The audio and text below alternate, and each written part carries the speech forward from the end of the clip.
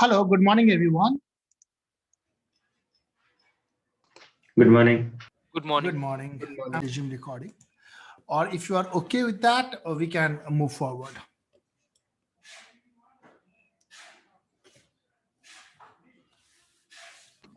Yes, we can see. Okay, we can proceed.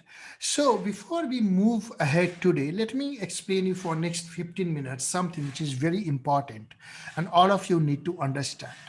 Okay, and I request you to be very attentive about that. So on the other day, we talked about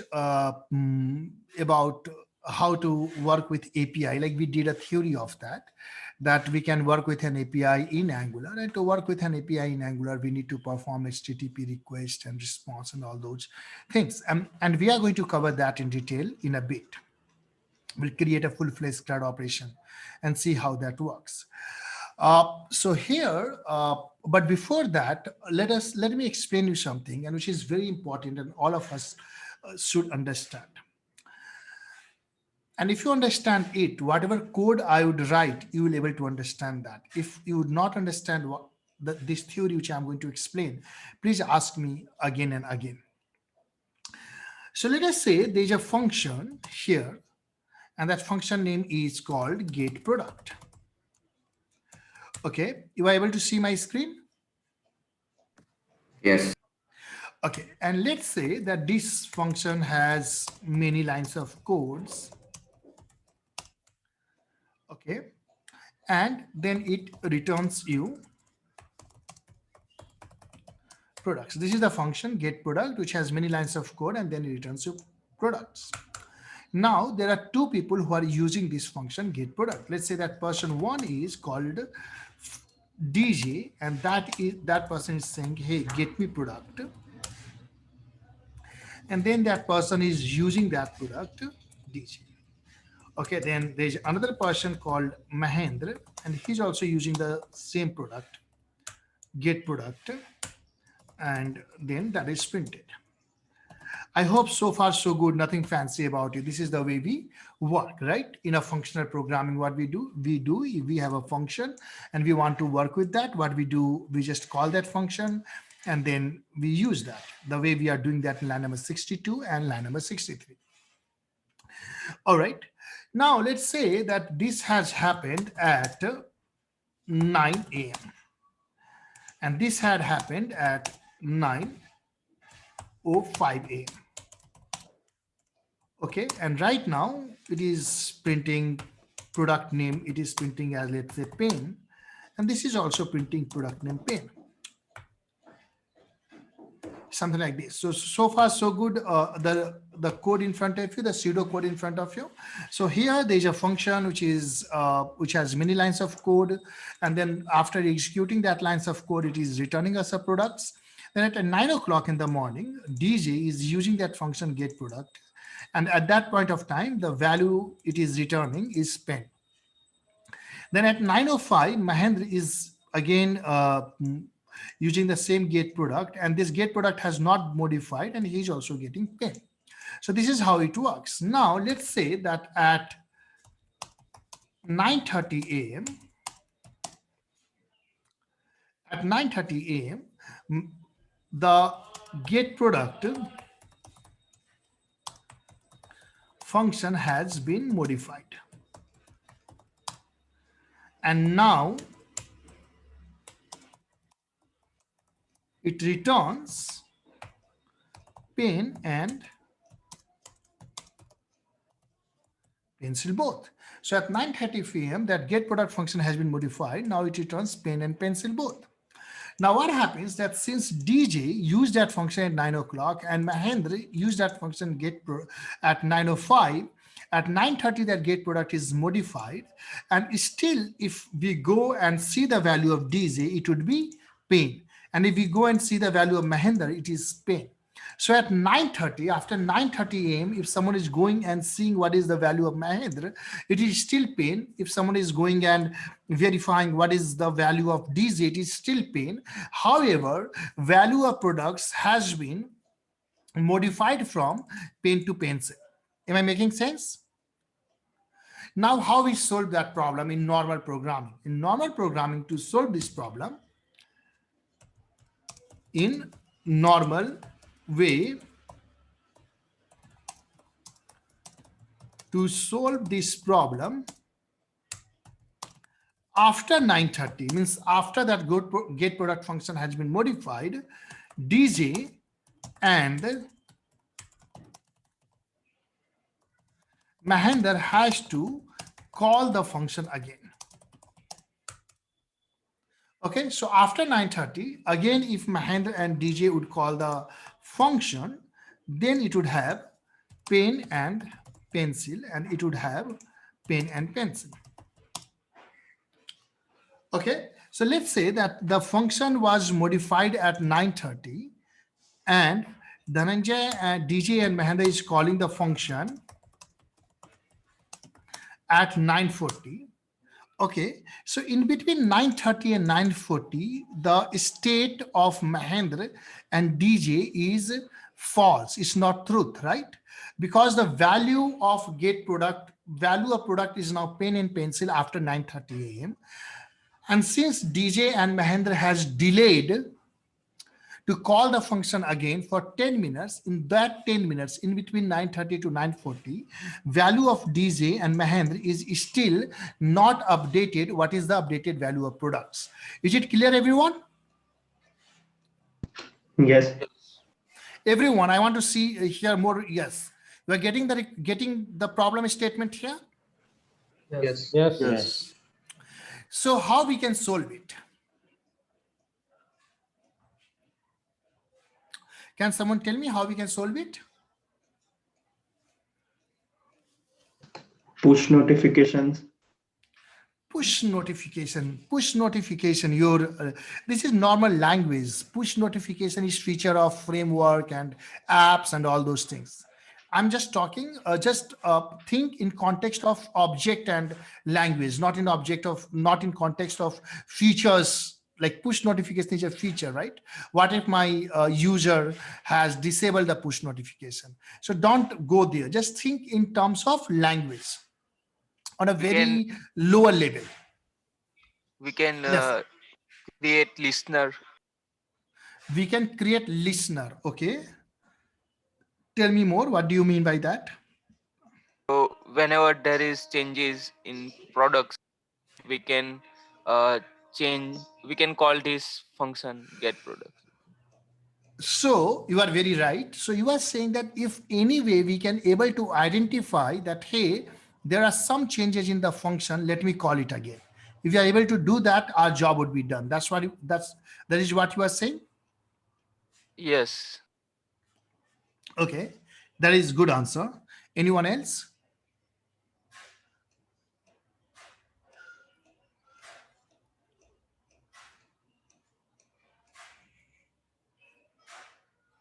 Anyone else? So one answer could come to your mind that, hey, keep calling the function, right? So one answer could be to your mind that, hey, call the function here, call the function like this. This Mahendra was created at 9:05, but you keep calling, and such that whenever you have updated data, Mahendra would have that data, right? But the challenge with that approach is that the value of get product in between 9:05 and 9:30 is the same.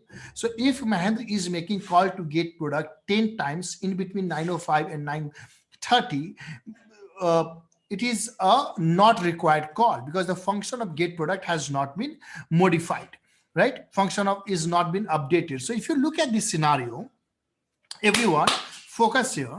Can I call this function as can I call this function as source? Okay, and can I call this DJ and Mahendra as consumer? So if you look at the scenario of what we have in front of now, whether source has been updated or not, that responsibility to find out whether source has been updated or not, that responsibility lies with the consumer. So if source is been modified, source has been updated, so the So the code in get product is being updated.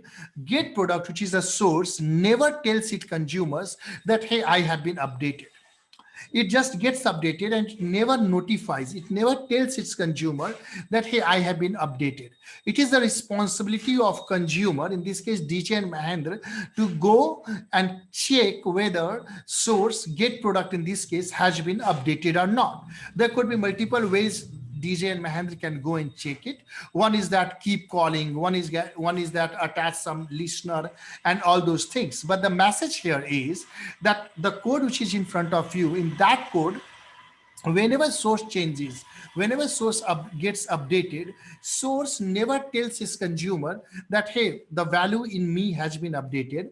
It is the responsibility of consumers, in this case DJ and Mahendra, to go and find out that, hey, whether get product is updated or not, and do accordingly.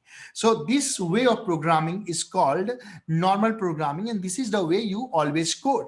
So for example, if you have created a function add, to get the updated value from that function add, you need to call it again. All right. So whenever this get product, this get product is updated, to get the updated thing, DJ has to call get product, and then only it can get that get product. So in this case, the responsibility, the main responsibility is with the consumer. The source has generated the code, the source is returning something, and the responsibility of source is done. So am I making sense? And this is the way you do programming, normal programming, right? When you create, if you need to use a function, you need to call it again and again and again. Agree? Yes. All of you? Yes. Yes? So let me explain this once again to you. So let's say that if you have an object called foo, and if you are using this object here, like let's say that let a is equal to foo and console.log a, and then foo got updated. So if foo got updated here, a would never come to know it until a does not call foo again. So if source is being updated, if there is some changes in source, it never tells the consumer that, hey, I have been updated, whether it's a function or whether it's some value in object. It is a duty of consumer to go and find out whether the value of source has been updated or not. So this is called normal way of programming. Okay.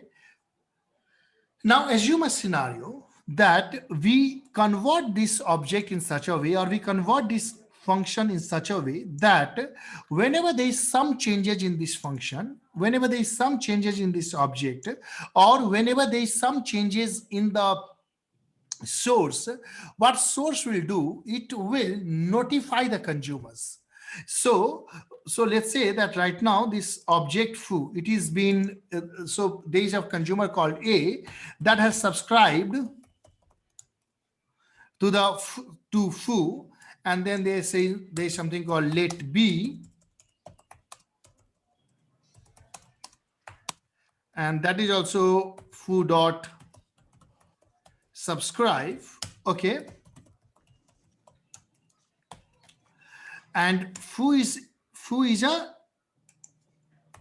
reactive object, a special reactive object. So what happens that whenever there is something changes in foo will notify to all its consumer that, hey, something has changed in me. Do you want to do something on top of that?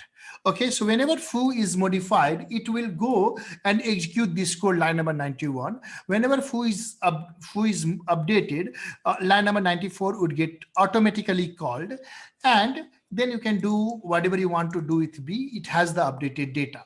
So when you do this kind of programming, when source is capable, the type of source is so special that whenever there is something changes in the source, it is capable to notify to the consumers. That way of programming is called reactive programming. Okay, so in the normal programming, if something changes in the source, for example, inside a function or object, the consumer has the responsibility to go and find out whether something got updated or not. However, in the reactive programming, it is complete opposite. Whenever something changes in the source, it is the responsibility of source to notify all the consumers that, hey, hello, am I audible? Yeah. Yes. Yes. Yes. Someone is saying something. Yeah, go ahead. Any question? Should we move ahead? Yes. Yes. Okay. So in normal programming, if source gets modified, source never notifies. It is the responsibility of consumer to go and find out. And you have been doing normal programming always. However, in the reactive programming, whenever source modifies, source will notify to the all the consumer that, hey, there's some changes in me. Do you want to do something on top of that? And when you do programming like that, that is called reactive programming. Now you can have reactive programming in any language. You can have reactive programming in Java. You can have reactive programming in C#. You can have reactive programming in any language.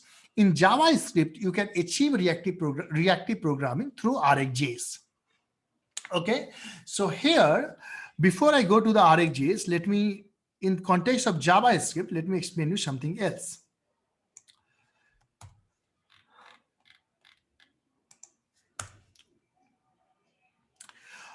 So in normal case, when you have a function, let's say get data, that function can return only one value.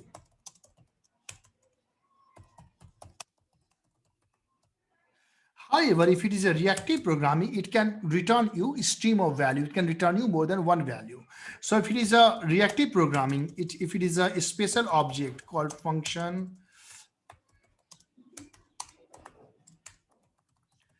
get data, in this way, it will return 1, it can return 2, it can return means more than one value. Okay, that is another characteristics of returning reactive programming, and the consumer will get notified each time this is get updated. Now this is a theory. In code, what you need to do, there are special type of objects which can notify to the consumer when there are some changes in this. So in RxJS, those special types are called subjects, behavior subject, relay subject, and async subject. Okay, so these are the four types, which if you create an object of these four types, then that object is a reactive object, and whenever something changes in that, it will notify to the consumer. Is it clear? Now if you have to create, let's say that a subject, how you create that? So you can say var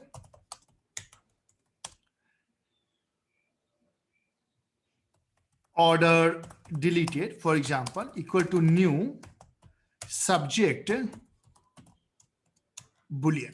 Okay, so what happens that when you create like this, now this order deleted is in this order deleted is a special type of object, in this case subject boolean, and whenever something changes, it will able to notify. Now how you will send different values with the order deleted? So let's say that you have a function called delete order, and in that function you have written some code that if deleted successfully, and you have written some code to delete that, then you can say order deleted dot next true. True means the order has been deleted, and that's why you are passing the boolean. So this is the way you can implement it. Now what happens that this delete order, you will have to write your code. Once you are able to delete successfully, you say that, okay, if it is deleted, it means that order is deleted successfully. And then you are notifying to everyone who wants to know whether an order is deleted or not, that, hey, a new order is deleted, and you are passing true from here.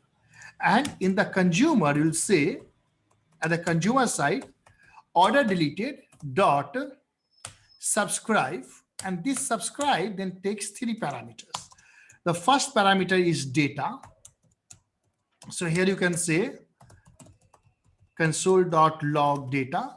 So this line of code would be called each time. This subscribe method would be called each time this code is executed, means each time whenever you have the next value. So it has one data, then it has another thing called error. So if there's some error in returning, you can do that error. And then it has one more called complete. Complete means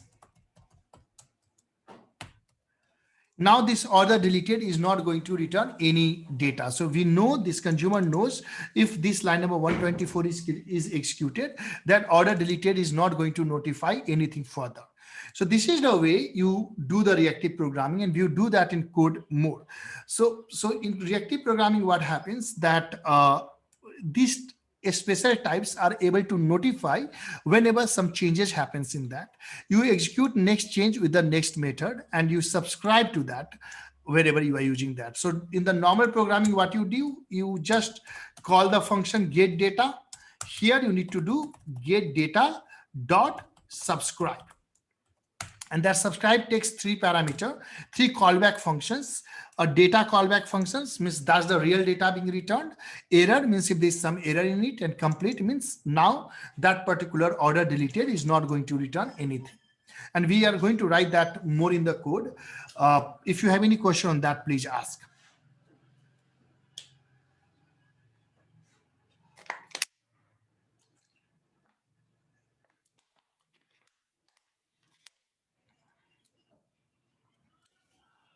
No questions?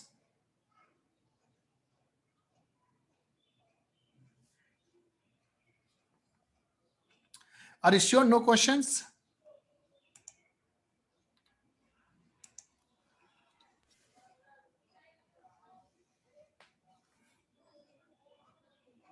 Hello, am I audible? Yes. Yes. You are Yes. audible. Can you explain what will be the order in which this data error and complete will be executed? No, there's no order for that. They are either one of them would get executed for each value. Okay. So you see that. So I'm going to, if you understood the theory, I'm going to explain this again to you. Okay. Okay, so let's understand now once again. Okay, I'm going to, now that was a theory part. Now I'm going to explain you with keywords. So the first keyword you need to know is observable. Okay, and the other keyword is observer.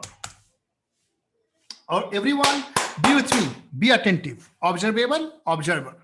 Now, what is observable? That a special type which emits values. Okay, so a special type which emits value using the next method. Clear? An observer which consumes the observable. Now this observable can emit three different kind of data. It can emit data, it can emit error, or it can emit that a message that completed, means there is nothing in it. So an observable, if I'm an observable, I can emit any of these three values to you at one time. So I can say that, let's say that this observable or A is an observable. So in A dot next, if it is A dot next, means I have emitted you an error. If it is A dot error, means there is an error in it. And if it is A dot complete, means done, no new value ever. So this, if A is an observable, it will return any of these three value at any given time. Everyone with me? Yes. Yes. So in next, you can pass data, anything, depending on your requirement. Then error means there is some error in it, and complete means say, now I'm no longer going to return you anything. So if this is clear to you, now this observer is the consumer, right? It is the one which consumes. So to handle these three different types of output, observable, to handle is three different types of output from observable. Observer has three call back functions. Okay, so those three callback functions are a dot subscribe, and in this you can pass a function. So let's say that is let a observer equal to, then it has three functions. One is your data function,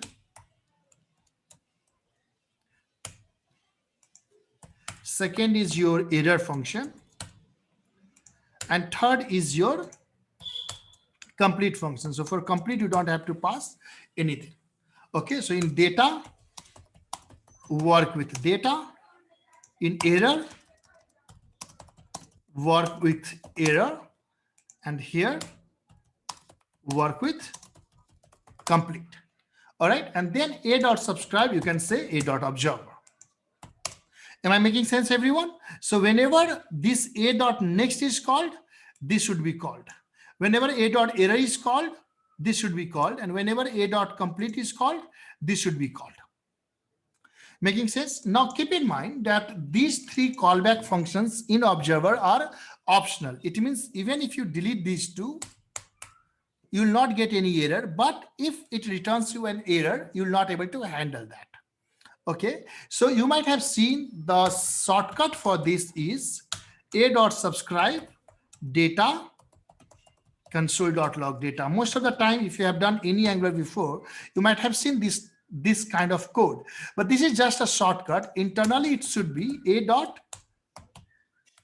subscribe and then a observer, where a observer has error and it has complete as well. So people don't follow best practices, and they don't handle error and complete, and this shortcut syntax you might have seen before. Okay, so an observable is the source. The observable which can emits data can emit three different types of data, either the true data like real data, or error, or a complete that hey, now there is no longer data. And to handle that, your observer means wherever you are using it should have three callback functions. One data callback function which is going to handle the data, error callback function which is going to handle the error, and complete callback function which is going to complete the error. Now what you asked is very important. Now you asked, someone just asked me about the sequence, right? Yes. Someone just asked me about the syntax, about the sequence. Who asked that question? Yes, Parth. Parth, you asked that question, right? So if my observer has all these three passed, then sequence does not matter. Making sense? But let us say I am not passing these two. In that case, the first one would be always the data, even if I have given it name as an error. So if you don't pass other two, in that case, the first one would be always the data, even if you are giving that name as an error. In the same way, if you pass, let's say, only two, so here we are passing only two. In this case, in observer, the first one would be data and second one would be error. Complete would be ignored. All right, then the sequence does matter. If you want to have only data and complete, you don't want to handle error, make sure that your second parameter is undefined. Then only what would happen, the first is data, second you have skipped that, and third is your complete. Am I making sense now? Yes. So if you pass all three, then first is data, second is error, first callback function is data, second callback function is error, third callback function is complete. If you pass only one, then that is data. If you pass two, then data and error. But if you need to pass, let us say, only error and complete, and you don't want to deal with data, then your first parameter should be undefined or null, and then error, and then complete. Making sense? Yes. Everyone with me? Yes. Yes. Yes. Now you can create this observable. You can create this observable using four types. There are four subjects which you can use to create this observable. As I mentioned earlier, subject, behavior subject, relay subject, and async subject. We don't have in detail about these. If some of you join advanced Angular, which may happen later in the month, then we would go into deeper into subject, behavior subject, relay subject, and async subject, when to use what. Right now we don't have in this agenda, but whenever in doubt, use behavior subject. Okay, so behavior subject makes something as an observable. So this is clear to you, everyone? Observable, observer, data, error, completed. Yes. So here I'll give you 2 minutes to note it down and ask question and after that I'm going to jump to the code.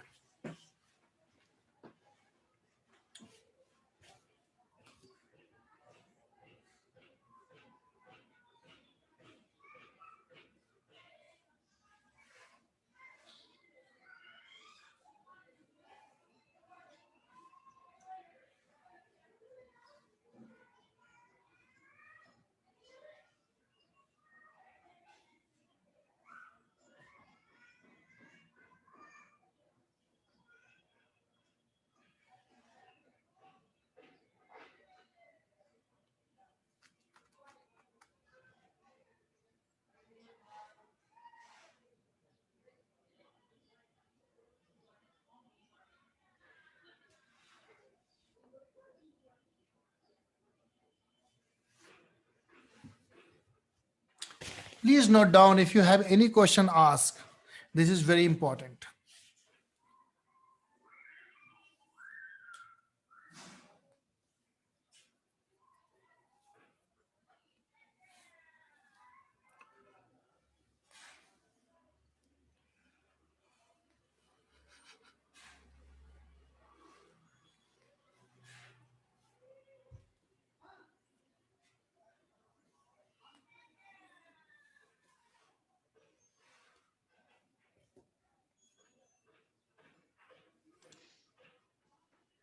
Hello, sir. Am I audible? Yes, you are very much audible. So I have one question that what is the use of a dot complete means what are the things we can do in that? Like, is there anything like unsubscribe or something? Oh, yes, very good point. Yeah. So what happens that a dot complete means you know that that particular source is not going to emit you any new value. Uh, so you may want to unsubscribe from that source. And when to unsubscribe that? Inside a dot complete. Now in Angular, you really don't have to unsubscribe because Angular takes care of that. And you wouldn't have any memory leak. But as you rightly said, the best practice is that when you have encountered a dot complete, means after that, go ahead and unsubscribe from that observer. And in the code, I'll show you how to do that. Okay. Yes, all right. Good. Very good question.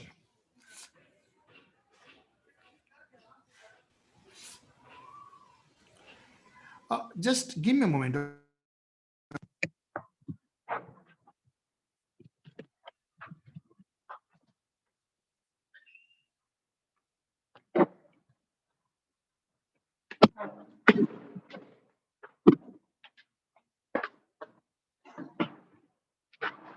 Am I audible to you? Hello.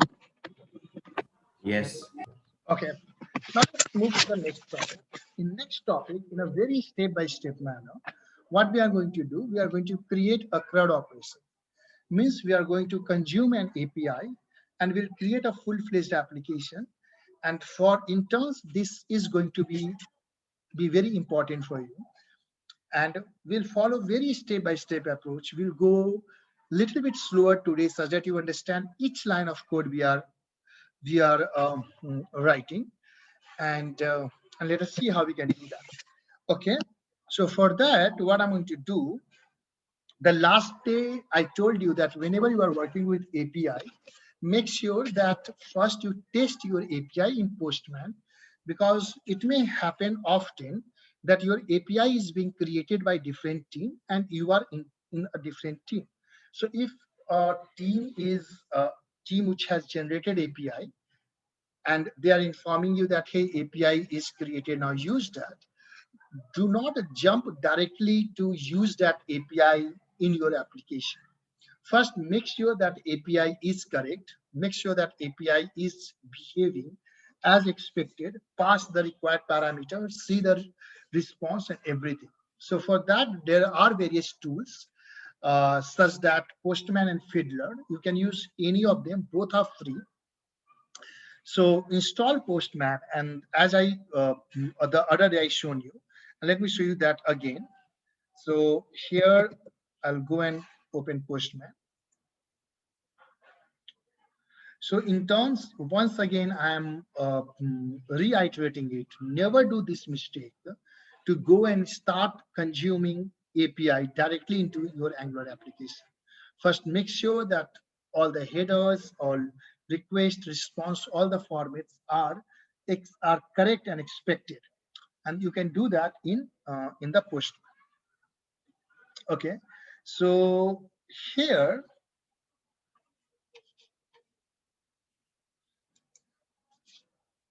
Oh, so here, if you see, when you're able to see the Postman, just let me know.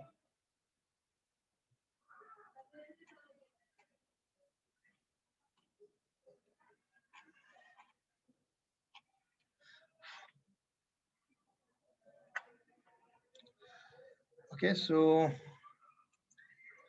let me go and share Postman.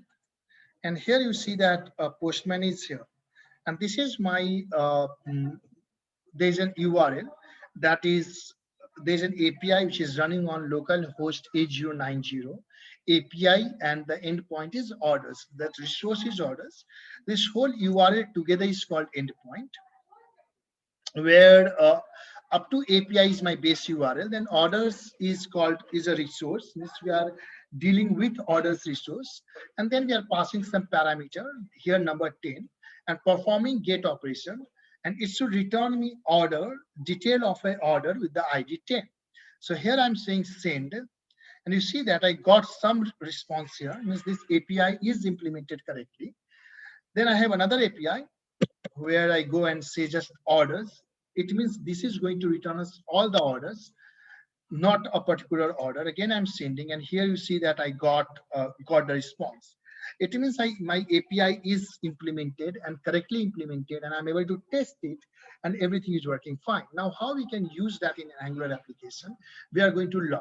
And we are going to learn that in a very step-by-step manner. So I request you to be with me, ask questions whenever required. So very first, let's start with creating an Angular application. And here, let me share my command prompt with you. So here I have created an Angular application called API demo. And right now that application is pretty simple. It doesn't have anything. So let's start with creating components. I'll say nggs orders. In the orders component, I'm going to have the orders. So here I created one order component. Then I'm saying nggs, let's say order details. That component will show us detail of an order, and we are dealing with orders API. So I added ngGC order details, then ngGC add order. That is to add an order. Then ngGC, let's say edit order. So that fourth component is to edit order. Then ngGC, and let's say we want to log in a user also. We are not going to create the full login functionality, but it would give us some guideline how we can do that. So here I have created a couple of components. Then let me go and say ngGS and order. I'm creating an order service here. So that is added here. And let's see that how we can do that now. Okay, so here let me show you the Visual Studio Code. Are you able to see Visual Studio Code now? Yes. All right. So when you're able to see Visual Studio Code, go in the SRC folder and go in the app folder. And here you can see there are all those components which we created is right there. All right. Now let us start with first creating the routing. Okay. And when you create an Android application and when you select that option of route, it creates a module called routing, which is in front of you. And right now that module is pretty empty. There's nothing in it, just the app routing module, that is line number 10. Means every module is a class. So here line number 10 is a class. Then we are using in line number 6 a decorator called ng module, which is making this routing module, this app routing module class as a module. Then it has some imports, then it has some exports. Now, why imports and exports? All of you are very much aware about imports. However, you are not aware about, I mean, we use exports, you remember, when we had to use a component outside the module. Here we need to use this routing, we need to use this router module outside this particular class, and that's why that is export. Okay. And then in line number 4, what you see that you have an object, we need to configure our routing in that object. Now, keep in mind that your application can have, it is not required to have all routing configuration in one file. It may happen that if you recall from lazy loading modules, that one module can have this routing configuration in that particular module. All right. So there could be 10 modules and each modules have their own routing configuration, and you may have that kind of scenario. However, in your application, there should be one main routing configuration, and then there could be multiple child routing configuration, and how that is declared. So if you look at the line number 9 on the code in front of you, it says that the router module which is being used in this particular file is root, is dot for root, so that is router modules dot for root. It means this is the main module. In your whole Android application, you can have only one dot for root. Keep in mind, in your whole Android application, there could be only one dot for root. And wherever you have applied dot for root is the main route of your application.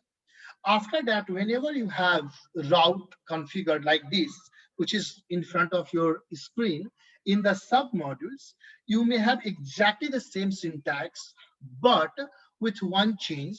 Instead of for root, it would have for child. Okay. So if it is for child, means that is a child route. If it is for root, it means it is a main route of your application. Once again, your application can have any number of child route, but it must have only one main route, which is configured using for root. That is requirement number 1. And the requirement number 2 is that all the child routes must be registered with the main route.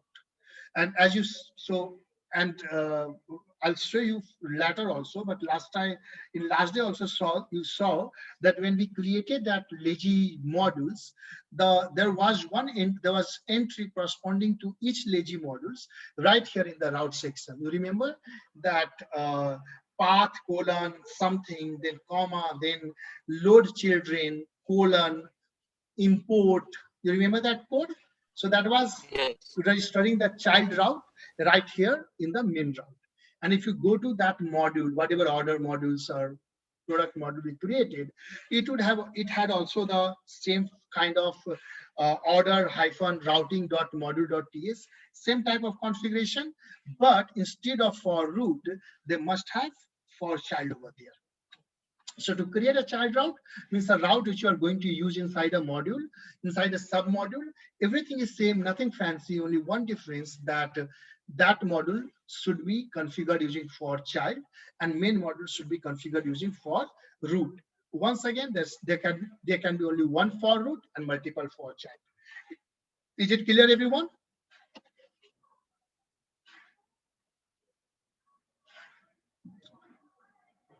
Is it clear, everyone? Yes. Yes. Yes. Okay, Yes. all right. Now let us go ahead and configure some routes here. Now, how I can configure routes? So here, what I'm going to say,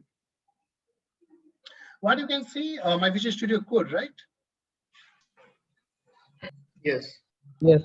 So here I'm saying, so creating the first route. First, to create a route, every route is an object. So in line number 5, I created an object, and it takes up, it has a property called path, and here I'm saying home. Means whenever there is base URL slash home, okay, we are saying that load component orders component.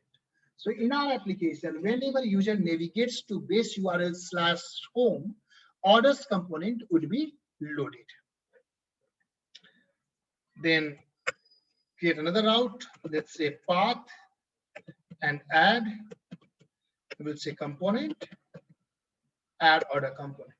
Whenever user navigates to base URL slash add, load, add order component. Let's add third, path, and let's say edit component, and then we'll say edit order component. Then path,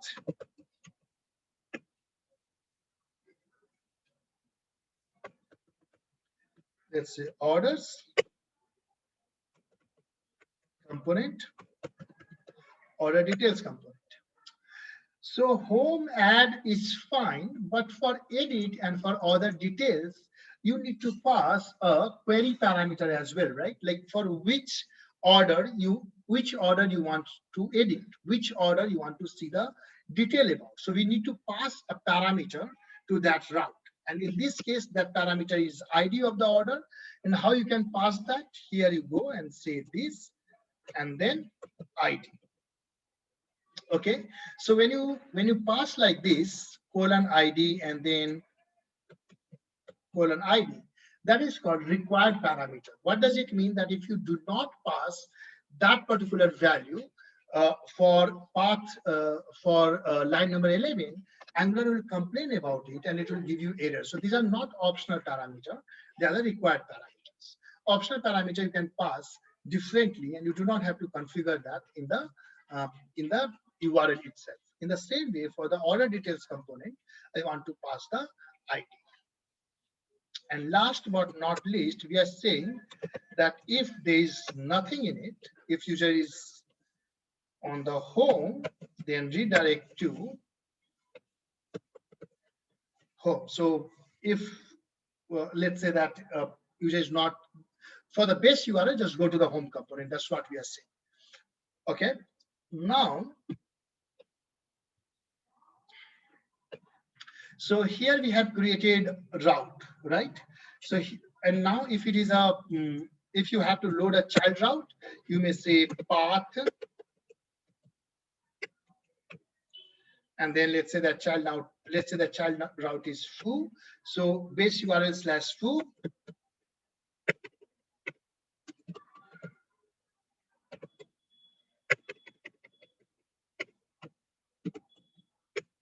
Children. And then here you can write another, so let's say path, foo component, let's say, once again, I'm just saying login component. Okay. It means when you, so this line number 16 is child route, right? So when you say base URL slash foo, it will load login component for you. Making sense? Already for lazy loaded models, you have seen load children syntax. So foo will say login component. It will load login component for you, and this is called child route. As of now, I'm commenting this. And last but not least, we need to create one path for login where we'll ask user to log. So component login component. All right. So here we have created a route base URL slash home order component, base URL slash add order component, edit slash one edit order component, order slash one order detail component, login component. If it is home page, redirect to home again. Is it clear, everyone? The way we are configuring path is pretty simple. Just an object. That's it.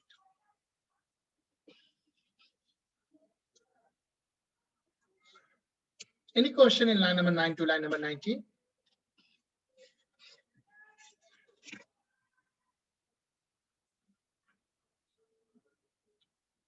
You got to tell me yes or no. No. Everyone? No. Okay. So once we have configured, let us go and add some. Let's see that how we can navigate to that. So for that, what I'm going to do in the application,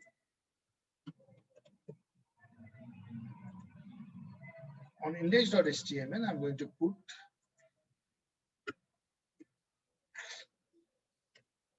that bootstrap CSS. Now, once you have this configured, if you go to app.module.ts, you might see that in the imports, you have app routing module, means it is importing that from there. Keep in mind, I can take whole this code and directly put it here. We don't have to put it in different file, but just for the sake of benefit and sake of like a smaller code, we have put that there. Okay, now let's go to app.component.html. This is our app.component.html. Get rid of this and say div class container, and then we'll say div class container, and let's say h1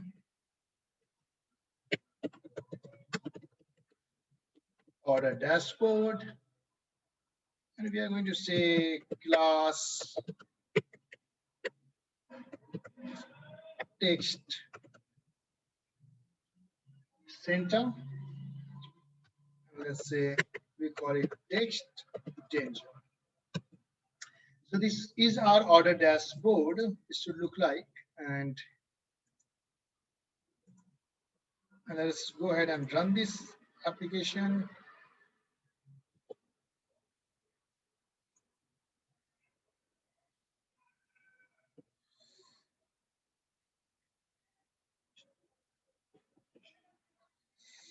One thing which we need to do, text here, whenever you have wildcard, you got to pass path match food. Okay. So right now our application looks like this. Nothing fancy about that. Order dashboard. Everyone able to see that. Let's go and add some menu item to that. And let me go and add some menu items. So for that,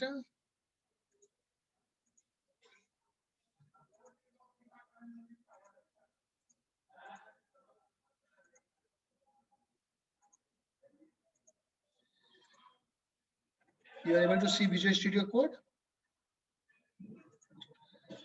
Now what I'm going to do, let me add a menu item. So to add a menu item, I'll go to app.component.html and then use a simple menu. So for that,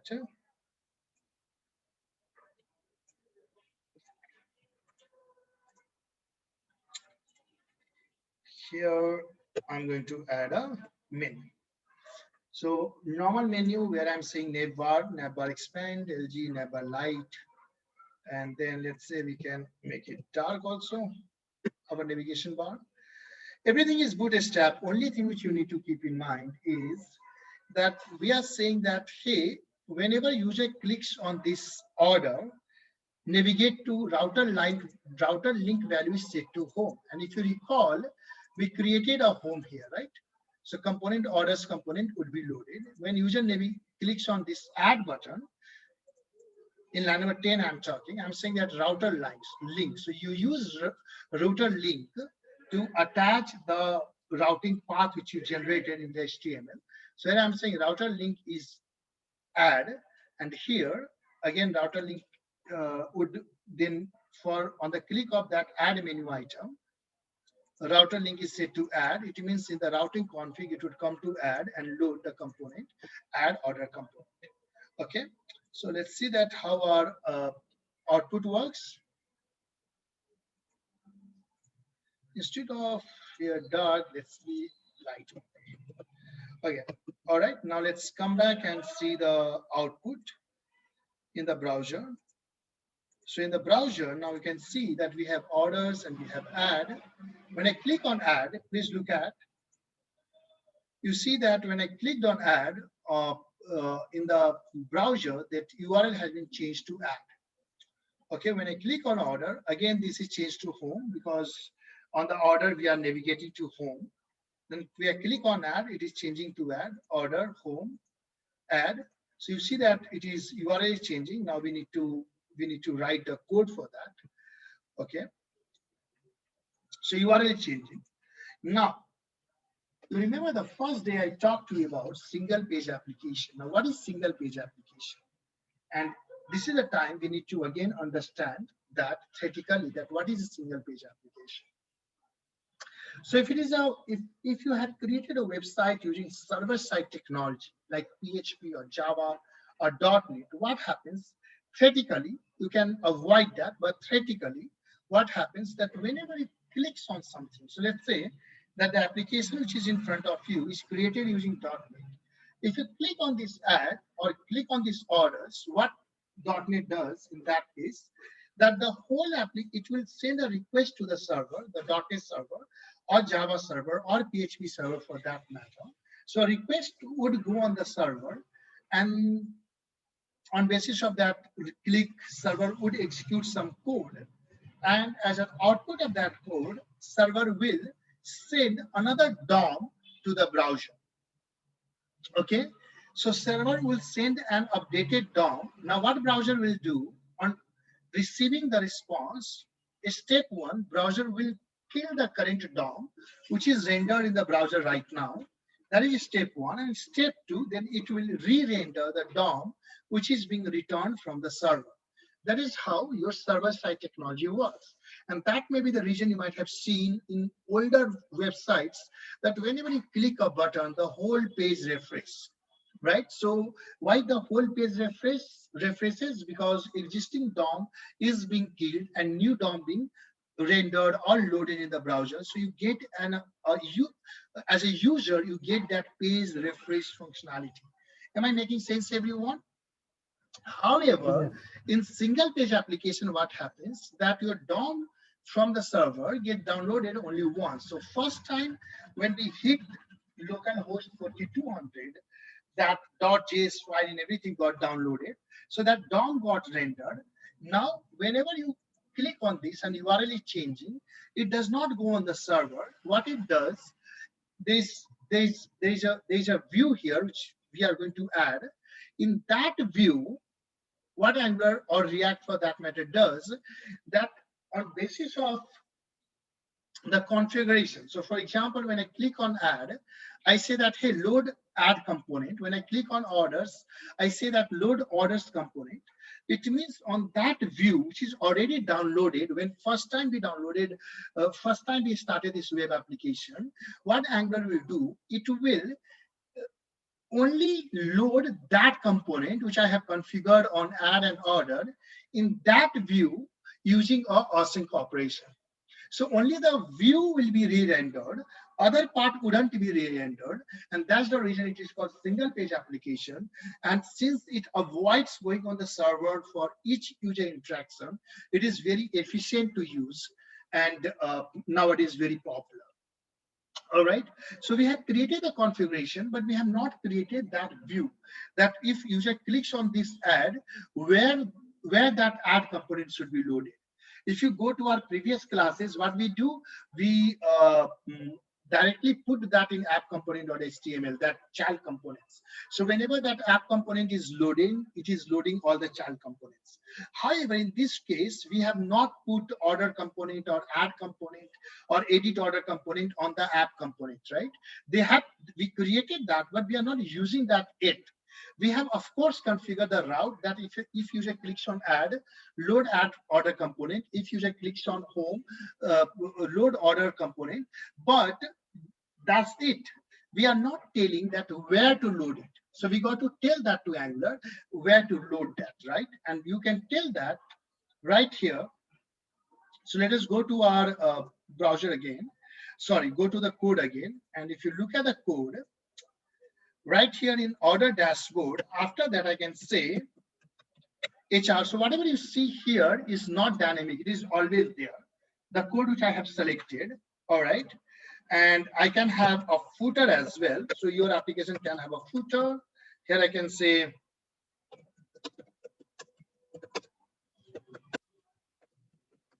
all right, so here we have footer. Now, whatever right now you see is always there, even if you navigate from one page to another page.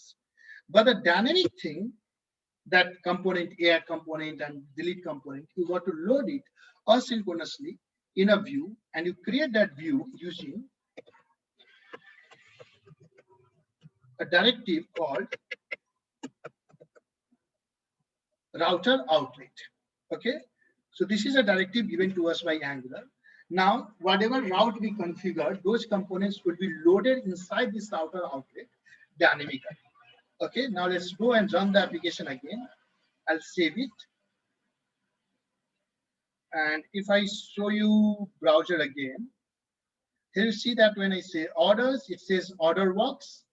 When I say add, it says add order works. And other thing has fixed, only the configured route are getting reloaded in the router outlet. And if you notice, the page are not getting refreshed. And only that particular router outlet is re-rendering the component on basis of whatever we have configured. All right. Is it clear, everyone? If you have any question, I would be happy to answer.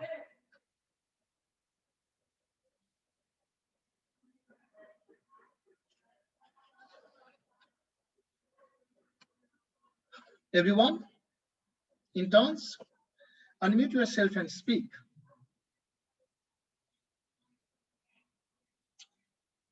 Am I audible or I have lost you? Yeah. Yes, audible. Audible. Yeah, good. Everyone, can I hear more yes here? If you're able to understand? Yes. Yes. Yes. Yes.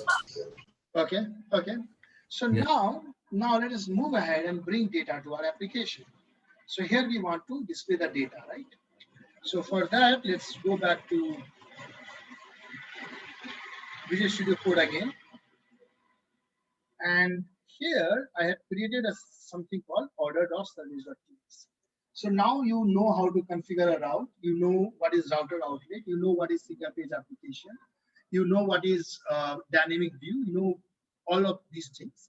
You configure the route. You configure child route and everything. Now let us see that how we can bring data from the API to the application. So next thing what we are going to learn, that how to integrate your Angular application to the API. Everyone excited about that? Yes. Yes. Yes. So to integrate Angular application with the API, Angular has given us one service called HTTP service. All of you are aware about what is service, right? So there is one service called HTTP service, and we can use that service, HTTP service, to integrate API to our Angular application. So to work with that service, the first thing what you need to do, always to work with HTTP service, always make sure that you import that in the main module. So here I'll go and say that import HTTP client module for me, HTTP client module. C should be capital. And then I'll say control dot, which is not suggesting. Okay, no problem. I'll go here and say import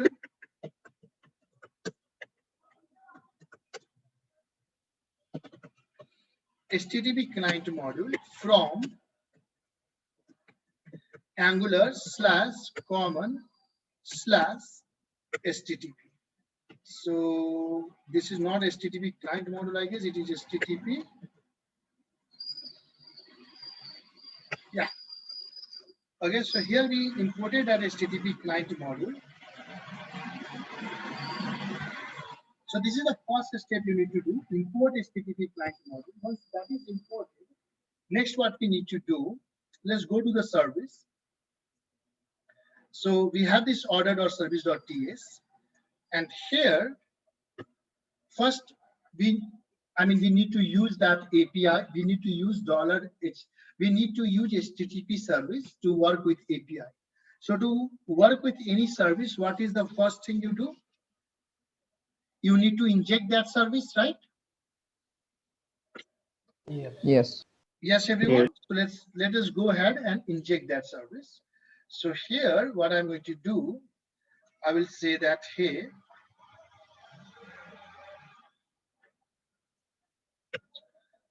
so here we can say private HTTP is HTTP, not client, only the client. And this HTTP client can come from common HTTP. Okay, so the service name is HTTP client, and I have injected that. Then we need the base URL. So we will say private API URL localhost 8090 API orders. Here I am hard coding this URL, but make sure that you put this URL because that could change, right? This could change as per the deployment. So you need to make sure that you put this value in environment.ts. So there is something called environment.ts in your application. And here you see that you can say order base URL. Okay, so you need to put that information right here such that if you have to change, you got to change at only one place, and then you can reflect that everywhere, right? And then in the wherever you are using it, you can say import environment and then environment dot order base URL. It should work like that. Okay, no problem. So here we are saying API URL. Now the first function what I'm going to write is to get the orders.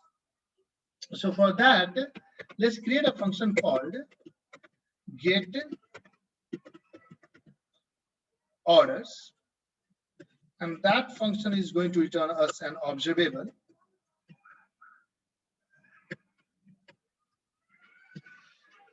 All right, so here we would say this dot http dot get, because we know that to get all the orders we need to perform http get operation. You saw that in the Postman. You remember in the Postman when we were setting the verbs, we set the verbs very explicitly to get. So to perform a get operation, HTTP client service has given you a get method. To perform a post operation, it has given you a post method. To perform a put operation, it has given you a put method. To perform a delete operation, it has given you a delete method.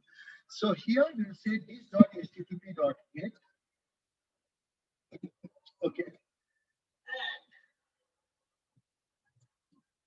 Here you need to pass the URL, and our URL is this.api URL. Okay. So what I'm saying that here this.http.get return any and return hit the URL, perform a get operation on the URL which is passed here, and our URL is in API URL API orders, right? So that is the URL. If you look at the Postman here, once again, if I open Postman for you, you see we are performing the get operation on this URL and we are getting the data. So we need to perform the same operation from our Angular application. And for that,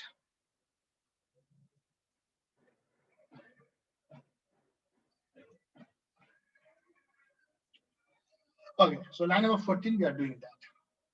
Now, when we hit a URL, it may happen that URL, when we hit an API, there are two things could happen. Scenario one, API will return us expected data. And scenario two, API will return us error. And as a good Angular developer, you need to handle both. And to handle that, what we'll do, we'll use something called pipe. Pipe is an operator in RxJS which allows you to combine more than one operator. So that is pipe only. And here I'm using the first operator called tap. Okay, so what tap operator does, it is just a tapping. Okay,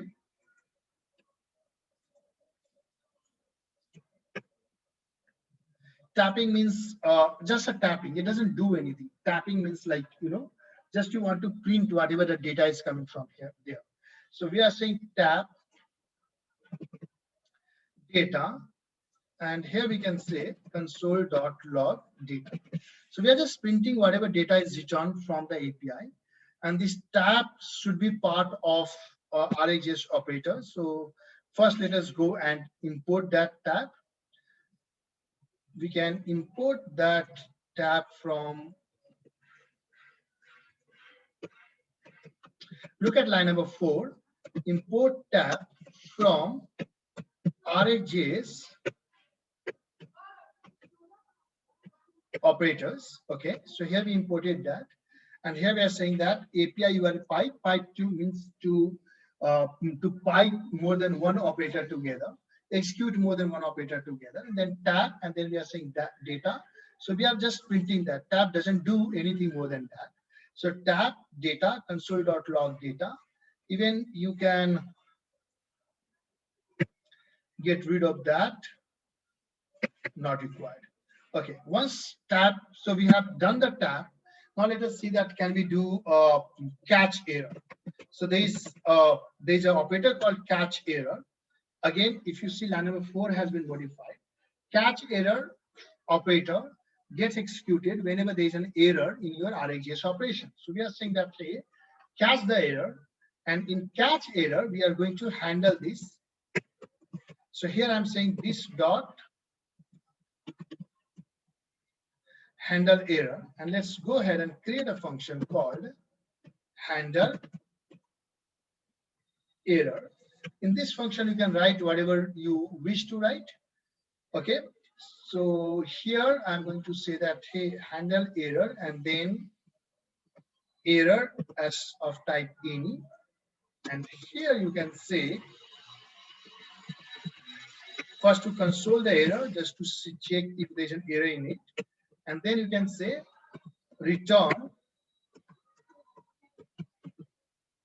throw error. Okay, I'm just throwing the error. I'm just throwing the error back.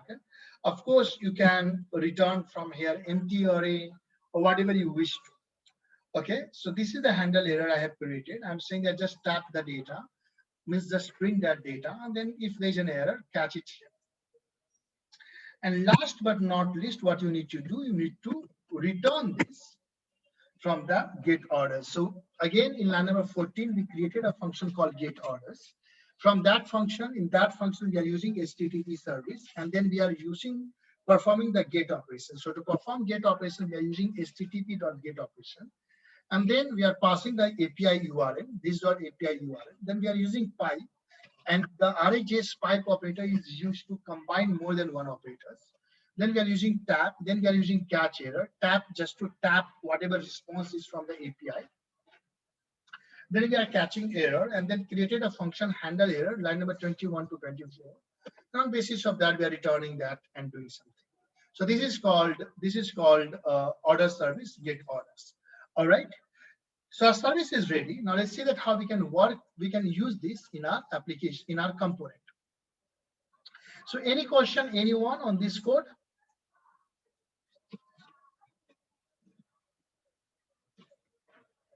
No. Team,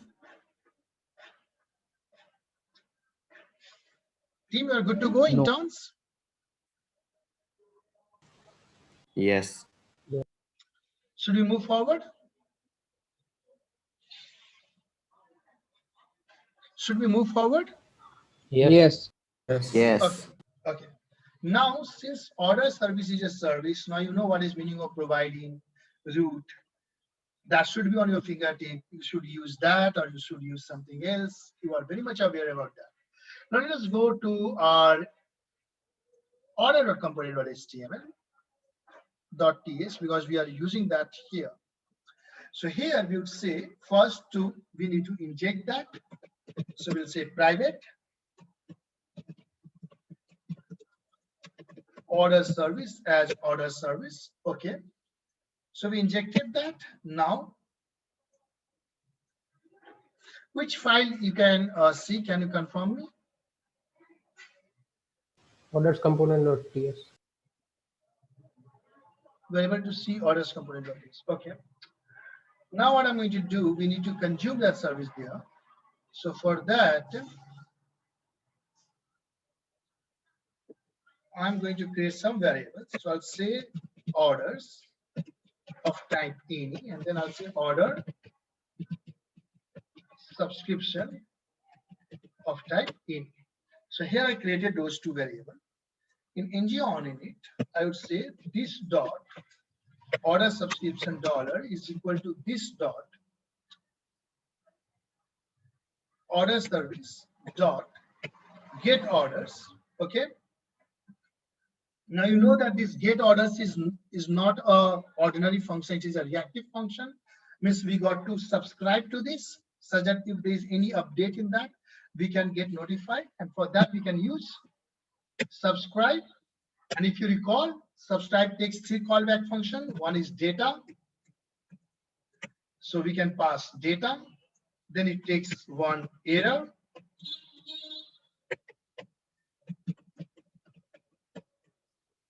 We can say console.log error, and then it takes one complete where we say console.log no more orders.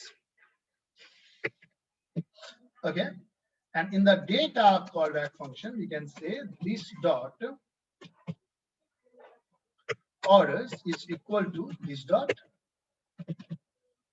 data, not this dot data, only data. And then we can say console.log this dot orders. We are just printing that whatever is the value returned from there. Okay, so this dot orders. So this is the way you consume observable in a component. So we are using in line number 17 subscribe. Then subscribe takes three callback function, one for data, one for error, one for complete. In data callback function, we are assigning whatever value is returned because we know that get orders is going to return us observable of data. So we're just assigning that in line number 19 to this dot orders. And then in the error, we are just printing that error. And then in complete, we are saying in line number 23 that there is no more orders. Pretty simple and straightforward code in front of you. One thing what I'm going to do, I'm going to add one more lifecycle hook called onDestroy. So onDestroy lifecycle hook gets called at the last. When your component is destroyed, this is the last function being called. So we know that if we are going away from this component, we need to call lifecycle hook ng on destroy. So here I'm saying ng on destroy, and in that function, we'll say this dot order subscription dot. All right. So this is the best practice you need to follow. That if you subscribe something, make sure to unsubscribe to that. Okay. There are scenarios when you don't need to unsubscribe it, and I'll explain you that tomorrow when I'll do change detection. But if you have dot subscribe, if you have 5 dot subscribe in your component, there should be 5 unsubscribe. Keep that in mind that if you have 5 dot subscribe in your component, there should be 5 dot unsubscribe in ng on destroy. If you don't have that, that is not best practice. There could be some memory leak in your component. Am I clear, everyone? Yes. Yes. Yes, I want to hear more yes. Just don't be lazy. Say yes, no. Yes. Yes. Yes. Yes. Okay, so out of 27, 5 people. How about other 22? Yes. Yes. Yes. Yes. All right. Yes. So here you see that this code, again, I'm going to walk you through what I have done in line number 11 and line number 12. I created two variables, orders and order subscription, and both are type any. Then what I'm going to do, what I did, I injected a service in line number 30, that order service I injected in this component. Then on the ng on it, if you look at here, I'm not making the API call in the constructor of the component. I'm making the API call in the on the ng on init. In ng on init, I'm saying this dot order subscription dollar. So whatever observable is returned, I'm returning that to a subscription, which is line number 17. And then I'm saying this dot order service dot get orders, because and so calling the function. Now that function is reactive. It is returning as an observable. Means we can subscribe to that. So in line number 17, we are doing dot subscribe.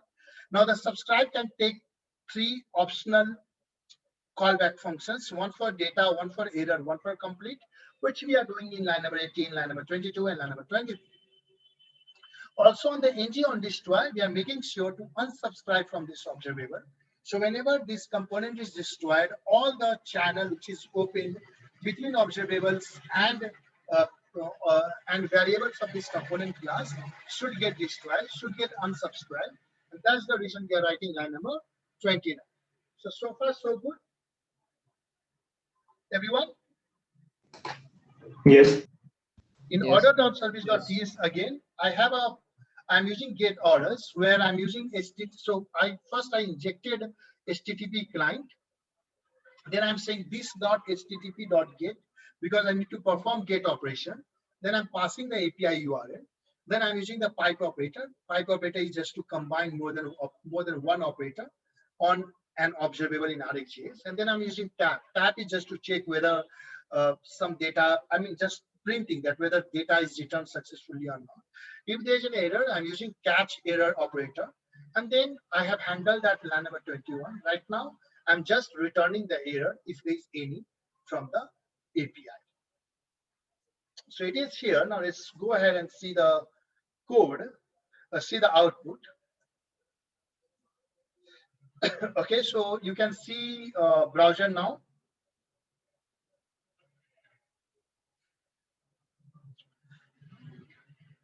So here I refresh it and press F12.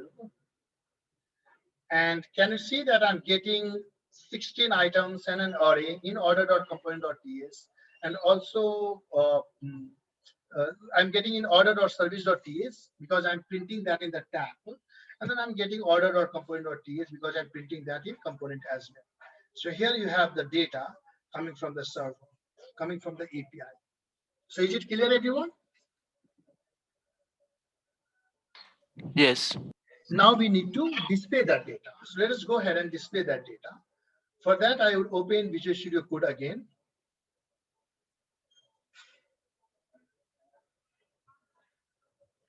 So here I open Visual Studio Code, and then let me go back to again order. So order.component.ts, inside the orders, I have the data right inside the orders. Now I'll go to order.component.html, and there I can print that. So what I'm going to do in order.component.html, let's take one div class row. Then here, let's say that div class column md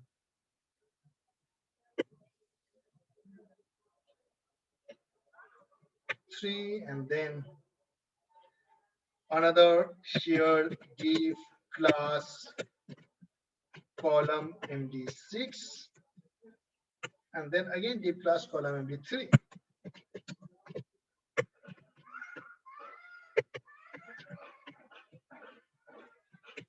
Okay, and here let's go ahead and create a table. So we'll say table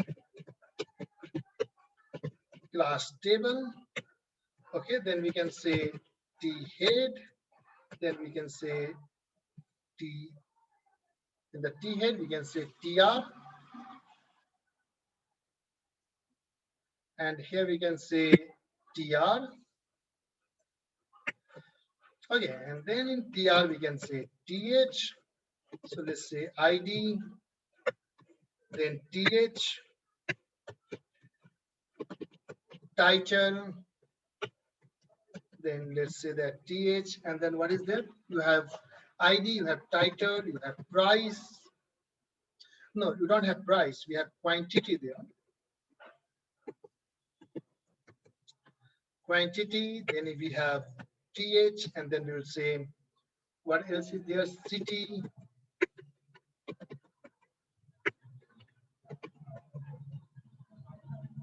then we have th and I guess masses. So these are the field we have in that data. Okay. So here I have done, just look at that code, nothing fancy about that. I've just created a header. And in that header, I'm saying tr, th, id, title, quantity, city, message, child quantity, city, message, and table class table. And then here I can say t head class equal to t head doc. Okay. Next, after a t head, we can have t body, and it can have a tr. And in this tr, we can say star ng for equal to let order of orders, right? So here the data is inside the orders. So we are just iterating through it here in the orders. And then we can say td order dot id.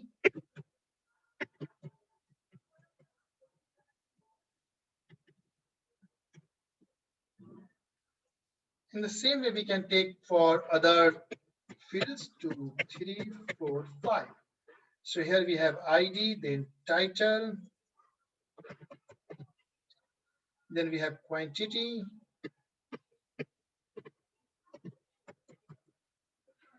then we have city, and then we have masses. Just confirm once in that you are passing the correct properties name here. All right, so if everything is okay, let's go back and see the output.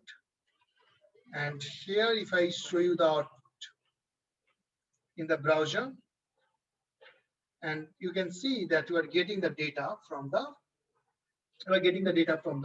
API. We can go ahead and modify it a little bit. So let's go to the order component.ts.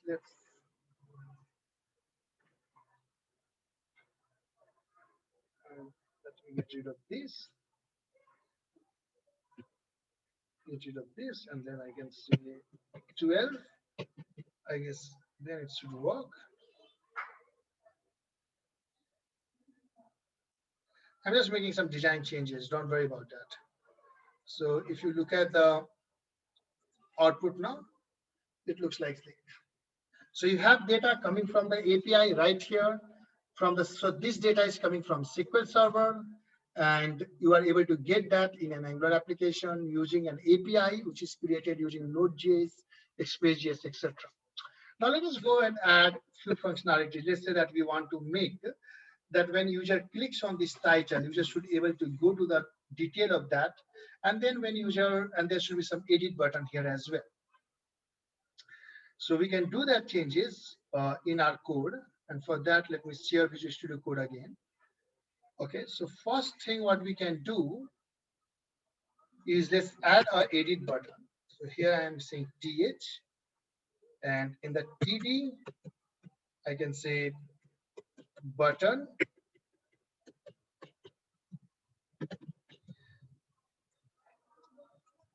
edit, and then say class btn, let's say danger. And here is our edit button, and we can make this order or title as a href. And how we can do that?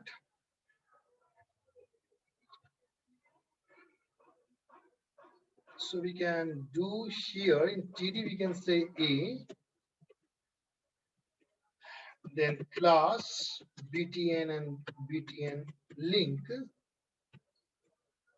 Okay, and inside this we can say order dot title. All right, so we converted this to an anchor link for the title and then added an edit button. Let's see that how our output looks now. And here, if I show the output, it looks like this. It has the edit button. Of course, it is not doing anything right now. And then it has a edit. It has a link. You see that it is changing to the hand. So we have done that also. Now let us go and first work with the uh, order detail functionality. That how we can go to a detailed page. But before that, here I'm opening the code, and you want, and I'll wait that if you have any question, I would be happy to answer that.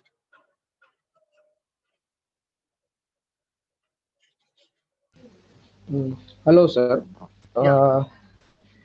Inside the service and the component, at two places we have handled the error, right? So, what is the purpose of handling at two places, like in the pipe and also in the subscribe? So, for example, if the error comes, then it will be handled at the service level itself, right? Mhm. Yeah. So, what is the purpose Completely. of handling? What is the purpose of handling error at two places? Good question. Now, first open the service. Here we are not handling the error. We are just throwing the error if you look at it. So there are two things happening here, right? First, our Angular application is making a call to the API. All right. And that API may return us some error. So if that API returns us some error, here I'm throwing it in line number 23. I'm just throwing it back. But if API returns you an error, you want to do something. For example, here, instead of throw error, you want to return some default array, or you want to do something, you want to again call the API, or you want to do something else. So that operation is actually what is in front of your screen in line number 15 and 16 and 17 and 21, 23, 24. So this is the error handling when we are dealing with the API. Is it clear? Now, Okay. now the component which will use this service, the component which will use this get orders observable, it may happen that component will get this data, or it may get this handle error, right? Sorry, this catch error. You remember that an observable can return three different types of value, either a data or error or a complete message. So Yes. if this observable returns the data, we are handling that here. And if that component, that observable returns an error, we need to display that error to our user. That's what we are doing in line number 22. Okay, so if we ignore the catch error at the service level, then it will not be propagated to here, right? It will be propagated to here, but that's not the best practice. See, in this scenario, I have just returned the error from there. So it wouldn't make any sense. But in real application, if your API is returning you an error, you don't want to bring that error to the component. In your component, error should be of your application. An API error you need to handle at the service level. Okay.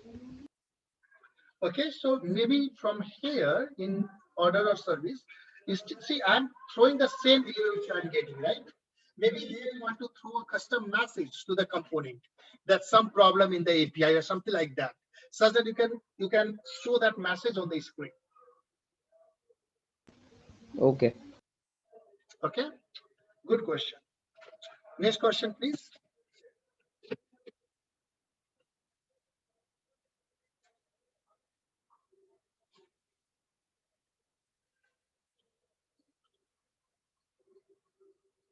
Next question. Should I move forward? Yes. Yes. Okay. Okay. So now, so far, you know how to get data from the server, from the API, and display it on component by following almost all the best practices. Okay. Next, what we are going to do, we are going to implement the order detail functionality. So to implement that, what you are going to learn, you learn that how you can navigate from one component to another component on a user action. That is the learning, main learning of this next lesson. Because when user clicks on those title, user would navigate, user is expecting to navigate from one place to another place, means from order component to order details component. And to navigate, user has to pass data from order component to order detail component. If you recall that if it is a parent-child relationship, you can pass data using input decorator and all those things. If they are two unrelated components, you pass data using services. But here, we are navigating from one component to another component, even if they are unrelated, but they are part of some routing configuration. There's a different way to pass data, and that is what we are going to learn. It's not tough, it's easy, but let us learn that and be very focused about that. I'm trying to follow exactly the best practices you should be doing in your real project. Just change your URL and you should be fine. Change your API URL and you should be fine. All right. So on order.component.html, I have a button here, and on click of this button, I wish to navigate somewhere else. So first, I need to handle the click functionality, click event. For that, I will use click. So click event I'm using, and then I'm saying that let's say navigate to order details. And to navigate to order details, I need to pass ID. I need to know that for which order ID I need to show the detail. And we have order ID in order.id, right? Here in order.id, we have ID for that particular row. So we should be able to pass it here. So here we need to create a function called navigate to order details. And inside that function, we need to navigate. And here in that function, we are passing order.id. All right, so now let us go to the code order.component.ts. And here we'll say ID any, okay, and say console.log ID. Let us first just print the ID to see whether we are able to capture the ID correctly or not. Okay, so we are going step by step here. File, save, and here I am in the browser again. Let me show you the output. And here I'm pressing F12, and I'm cleaning that. Then let's say that I'm clicking on mobile. You see I'm getting 2 because that ID is 2. Then I'm clicking on laptop of Apple. I'm getting 2776. I'm clicking on keyboard. I'm getting 7. I'm getting 99. It means we are able to capture the ID for which we need detail successfully. All right. Now let's go ahead and write the code that how we can navigate that. So here I'm going to open Visual Studio Code again, and you should be able to see that. All right. So next, how we can navigate through the code. So to navigate through the code, first thing what you need to do is you need to inject a service called private router. You need to inject router in your component. So that is the first thing you need to do. Here I have injected that router. Now here I would say this dot router dot, it has various functions, navigate and navigate by URL. You can choose any. I'm choosing navigate, and it takes an array as a parameter. The first is the route where I want to navigate. And so the route where I want to navigate is configured in approuting.module.ts. And I want to navigate to orders. Okay, so I do Control C.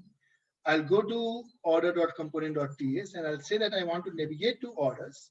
And then second parameter, I can pass the second is the required parameter. In this case, ID, I can pass that. So router.navigate orders and ID. Okay, so this is the code you need to follow. And here in orders, you actually should be the string. and you need to say the something like this, the complete URL. So orders ID, and I am going to trim this. You don't have to trim it. I need to trim it because for some reason in my database that ID has certain spaces. So that's why I'm trimming it only for that required thing. You don't always have to do that. So we are saying this dot router dot navigate, go to orders and pass the ID. All right. So file, save. Let me open browser again and share browser with you. And I refresh this page again. And please look at the browser address bar. I'm clicking on headphone. You see this has been changed, orders and 11, it is able to pass that ID. Of course, we need to write code for other details, but I'm able to go where I need to go. Orders 4, ball, orders 5. It means our URL is changing correctly, and if user will go to localhost 4200 order 5, you just should able to get that. You just should able to see detail of order ID 5. Okay, so once that is done, let us go ahead and write the code for order details. And here I'll open Visual Studio Code again for you. So here, let's go to order details.component.ts. So here in the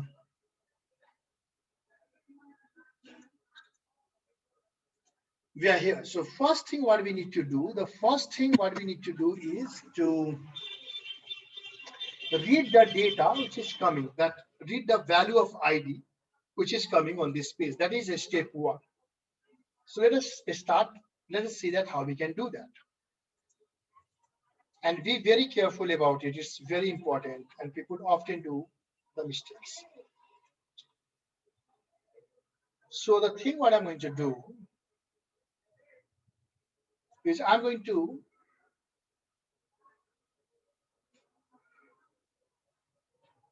inject 2 services, and those services are private routes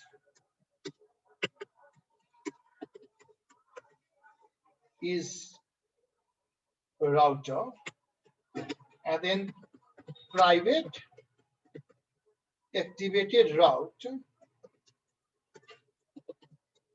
is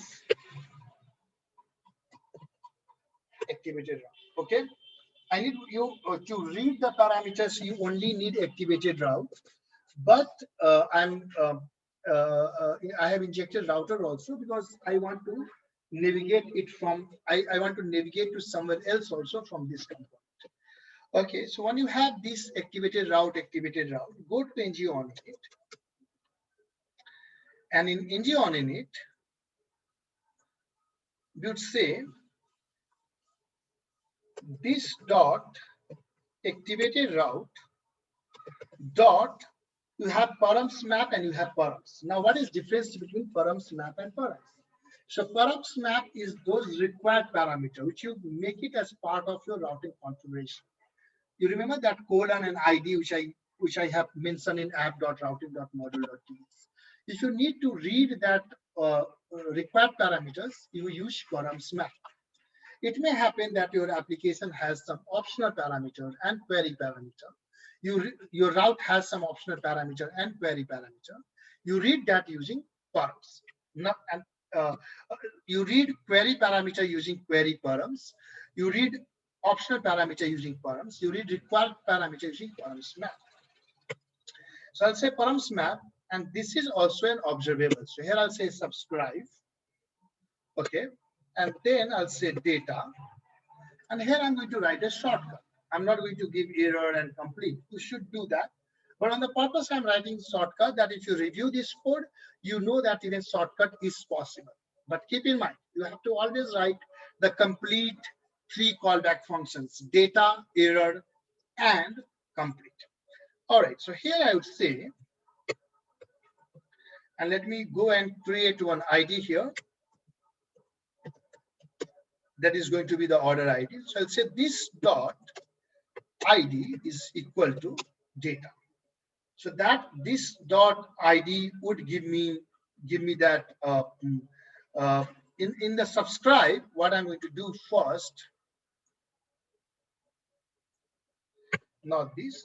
So we would say this dot ID is equal to data dot get an ID, and then we'll say console dot log this dot ID. So in this way, you can read the data in the parameter. So your activated route at param map dot subscribe. There's even an easier way to read that data if you want. And you can just say this dot ID is equal to this dot activated route dot params,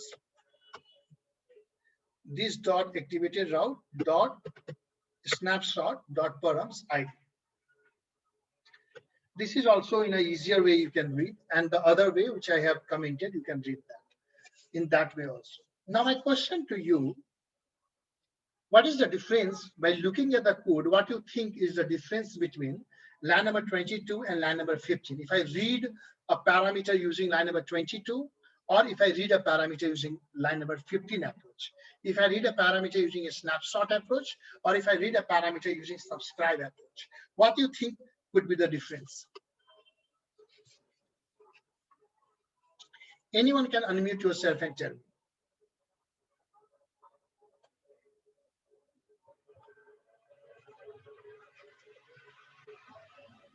We have not subscribed in line number 22.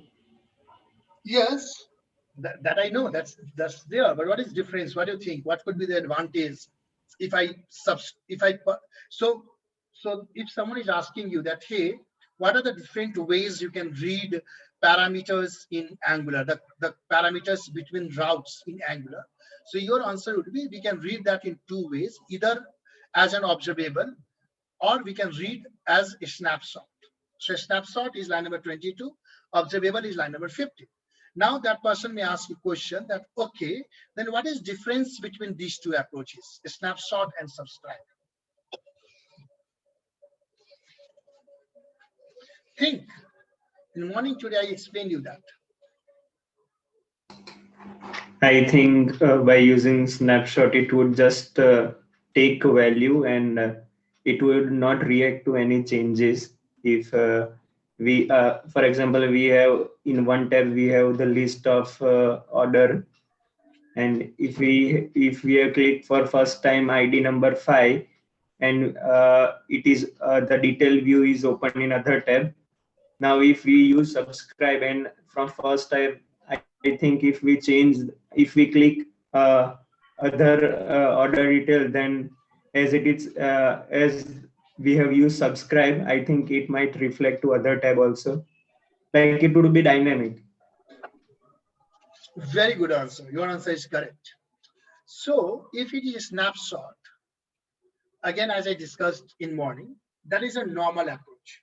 So if value of ID changes, you have to again come execute ng on it. Then only you will have the updated value for that. However, if it is subscribe, means whenever that parameter changes, you get a notification and you can do certain changes in that. Okay? So that's why always it is preferable to use subscribe. Clear, everyone? Yes. Yes. Yeah. Okay. So here I'm commenting that for your reference. And then here I'm saying this dot activity route dot param subscribe. Now you know advantage of using the subscribe method. Let's see whether we are able to read that or not. So I'm going to save it. Then I open a browser and I'll share browser with you.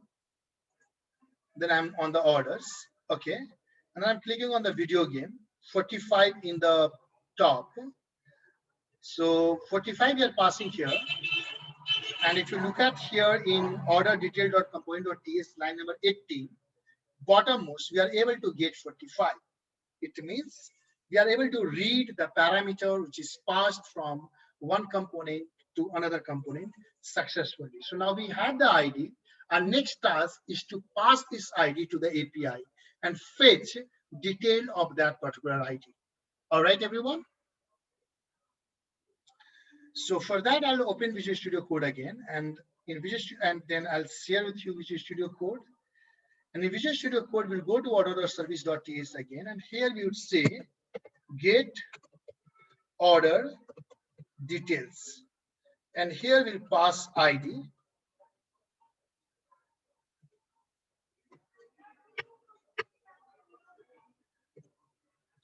Okay, so here we need to make a call to the API to get order details of a particular ID. Now let's go ahead to our Postman again. I share Postman with you and check whether we have that particular API endpoint correctly or not. So here I'll pass API orders 1 and send. We are getting this, right? So if we pass orders slash ID, we are able to get the result successfully. We pass 8. I'm getting that. All right, so let's go back to Visual Studio Code again. It means our API is completely ready and working fine. I'm in Visual Studio Code again, and then let me share that again with you. Okay, and here the first thing what we need to do is that we need to construct that API URL, because we need to append that ID to the API URL. So let's go here and say const detail API URL is equal to this dot API URL plus,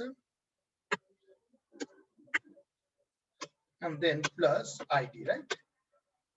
So this should able to give us that now this detailed API URL is the whole base API URL slash ID. Okay, then again we would go and say return this dot http dot get, because it is also a get operation any, and then here we'll say this dot,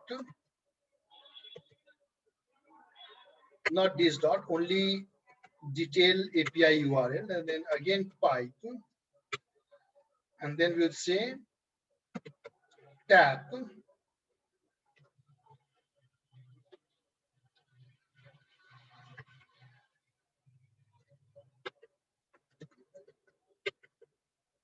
console.log, and here we can say data.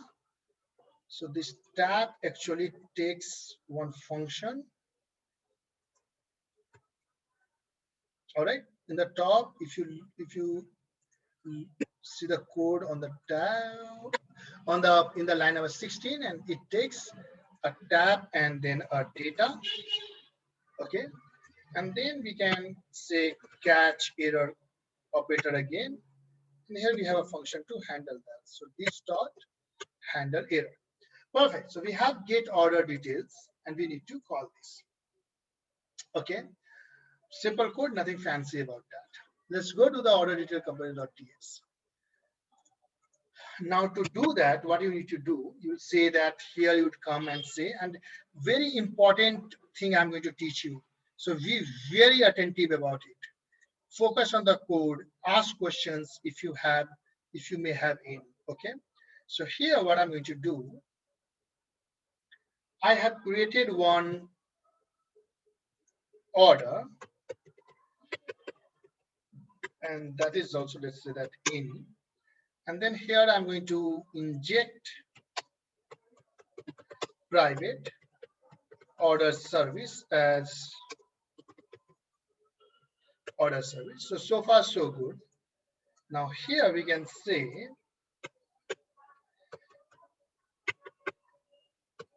this dot order service dot get order details, and then we need to pass the ID. So this dot ID dots this dot get order details dot this dot ID.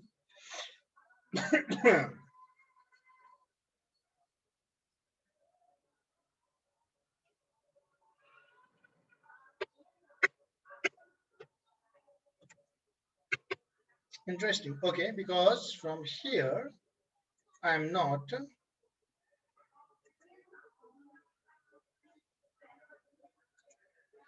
I need to say observable any, right?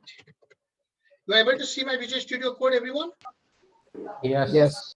Yes. So here I need to say observable any, and then here I can say now this.id dot subscribe, and then I can say data, and then I can say this dot order equal to data. It's okay. And you already know this is the way you consume a service and you handle that. Will this work? What do you think?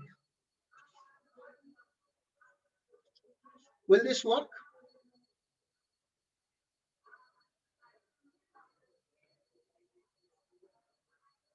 Now let me explain you that why it may not work. Because if you see that we have two subscribe now in NG on it, and both subscribe are very much independent to each other. Now it may happen that in the first subscribe, we are getting the value of ID, and in the second subscribe, we are using that ID to make another API call. Now, since they are related to each other, for the second subscribe, you need ID. However, we are calling that independently. So it may happen that this subscribe is taking some time to assign the value in the ID.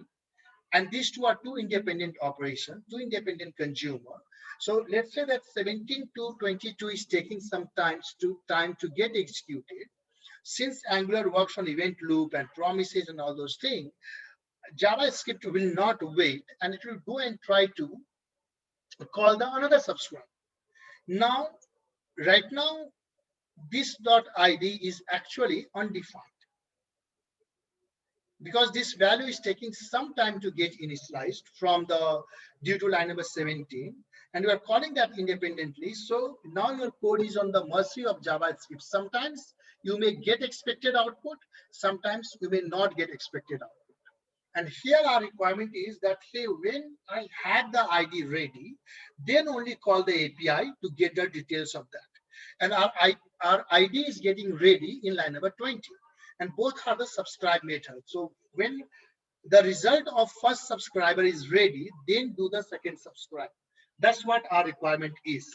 So here we are calling two observable, and we are saying that when first observable has returned us some successful data, then only make call to the second observable. Am I making sense, everyone? Then so in that way only you could be sure that, okay, the data has been returned for the first observable, means now I have a correct value of order ID. Then let me use this order ID, make an API call, and bring details of that. Right now, the code which you have written is independent to each other. So it may happen that sometimes line number 24 would get executed before line number 19, because what if line number 17 is taking some time? In that case, for line number 24, the value of ID is undefined. You are passing undefined to the API, and of course, you would not get expected result out of that. So here, what we need to do, we need to make sure that we call second observable when we have a data from the first observable. Business requirement, everyone clear about that?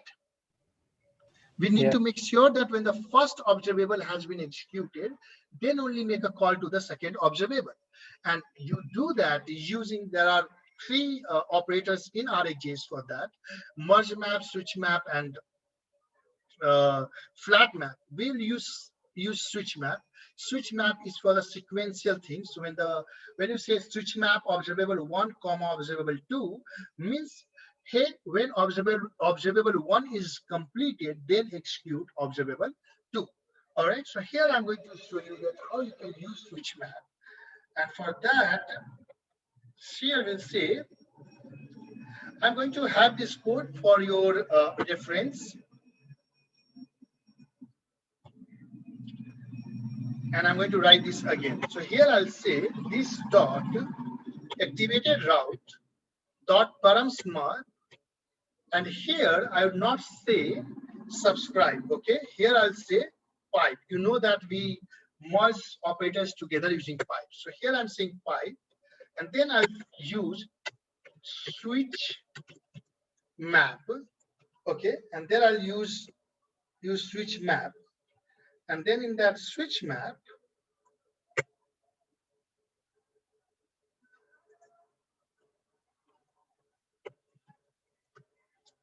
Okay, so in this switch map, I can say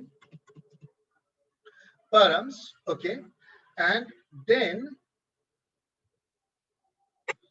we can say this dot id is equal to params dot get and id, and the type of params is any, maybe just complaining about that, and switch map is from the part of, and let's import switch map, and switch map is part of RAGS operators. So on the top we can say switch map. All right, so here we are saying pipe switch map params any, not assignable to parameter type, it's okay. And here we are saying this, and then we'll say return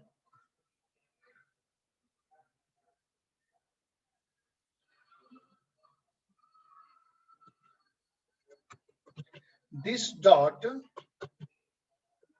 order service dot get order details, and here you need to pass that this dot id. So this switch map will return another observable, and that, and in that you can say dot,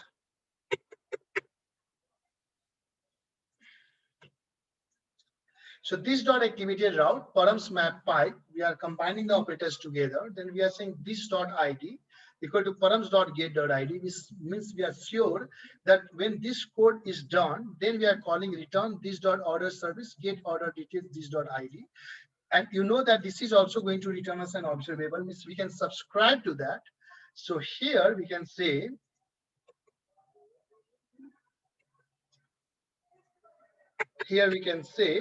dot subscribe, and then you have data,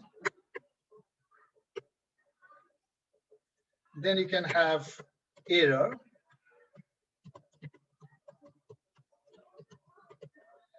and then you can have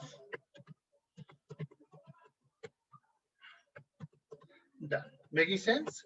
And in this data, now we can say this dot order is equal to data 0. In our, from our API, the data is coming in an array, so we are just getting the first data. So you see that this code always you need to you need to make sure that whenever you are working with route parameters, so you are going to a component and then making an API call. This is a thing which you need to follow. If you do the way we have done here, like separately, you may get output, you may not get output. Okay, so this is the best practices. Use switch map operator, not only in the routing, everywhere when you need to wait for first observable to complete to make a call to the second observable. In that case, when you have to do the sequential observable, right? Like you need to make sure that whatever data is returned from first observable, you got to pass it to the second observable. You use this switch map.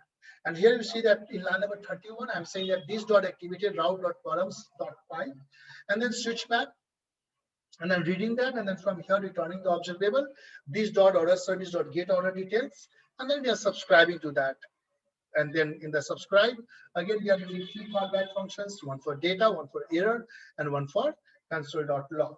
And here, if we go and say console.log this dot order, we should have some data in it, and then we'll see that whether we are able to get that data or not. So first, let me see whether in the browser we are getting that data or not, and then I'll come back and discuss again. So here I am, and I'm in the orders. And then here I'm pressing F12 and then clearing this, and then I'm clicking on ball. You see it has returned to me 3 and then ID 3, city, message, quantity, and ball. Means I'm able to get data of a particular order. Now it is matter of only displaying. So here I'll open the browser again and go back to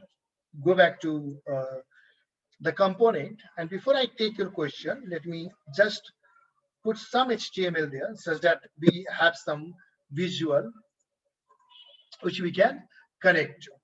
Okay, so here what I'm going to do, here I'm going to create a div class. I'm using what you are able to see.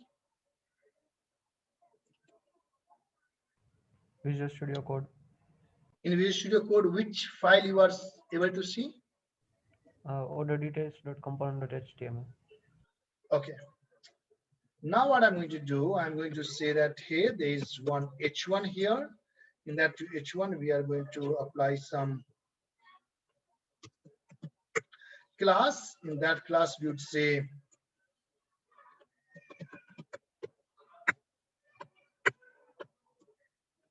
display 4, and here we can say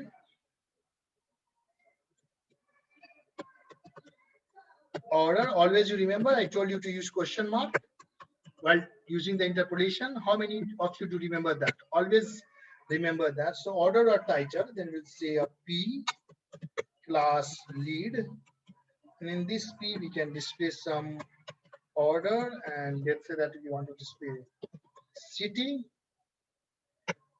Then we have another history. In that we can say order question mark dot price. Okay, we don't have price, we have quantity. So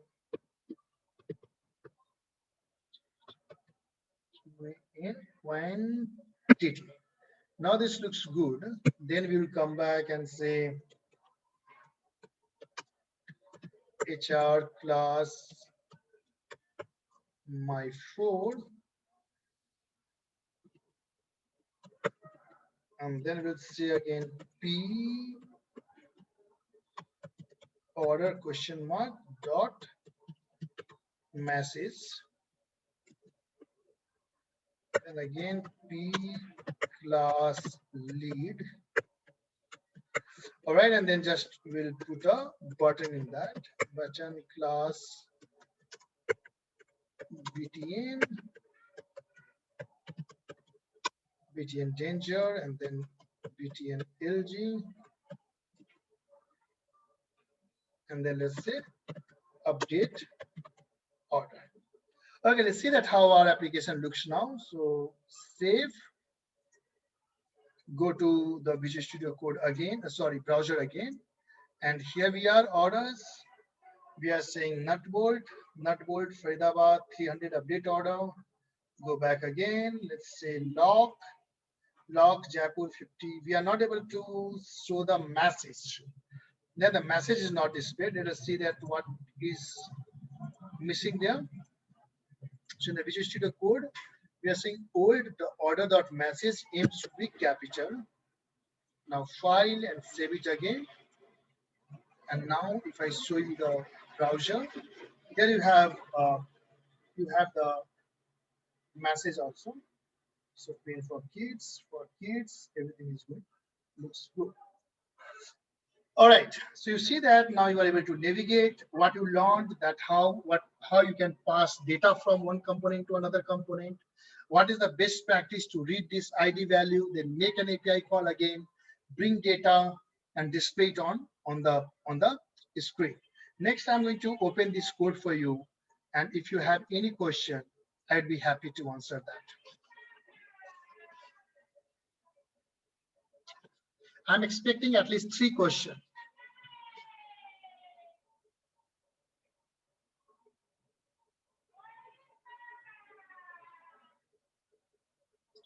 No questions?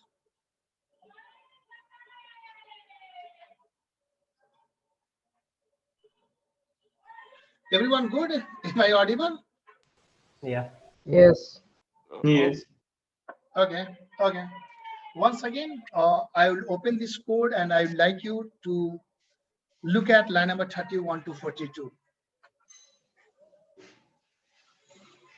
Hello, sir. I have one question. Yeah. Here we are passing data from URL to Mhm.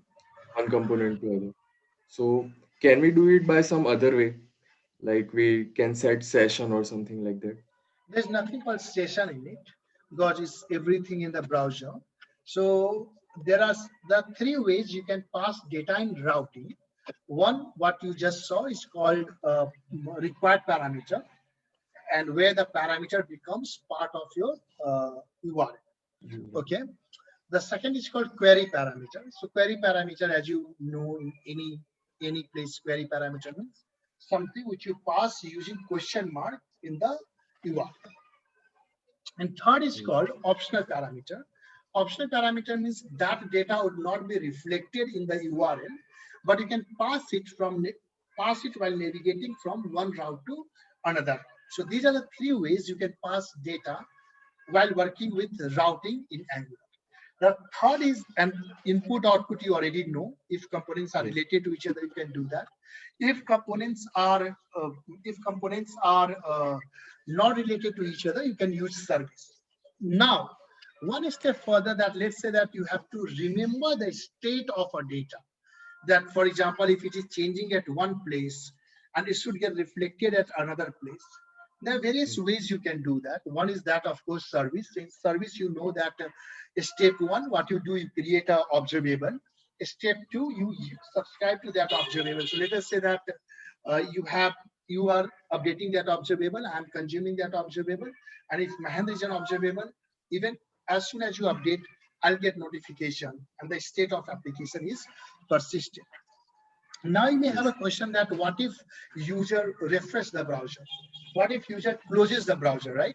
Then what? So let's say that user is entering a long form. User is entering a long form, and user has entered, let us say, 5 of those fields, and then somehow by mistake, or user has closed the browser.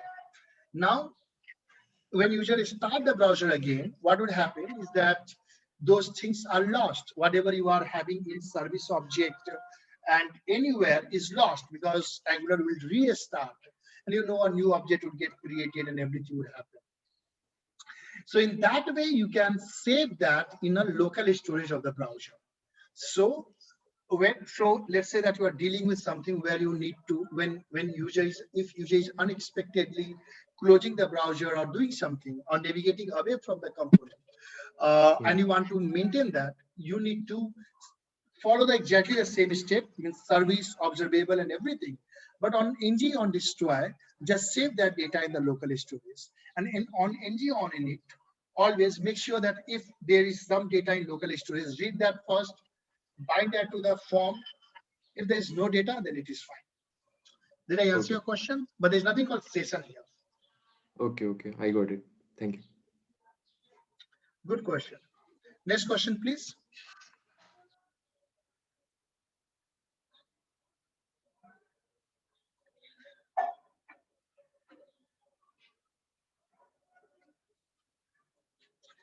Should we move further?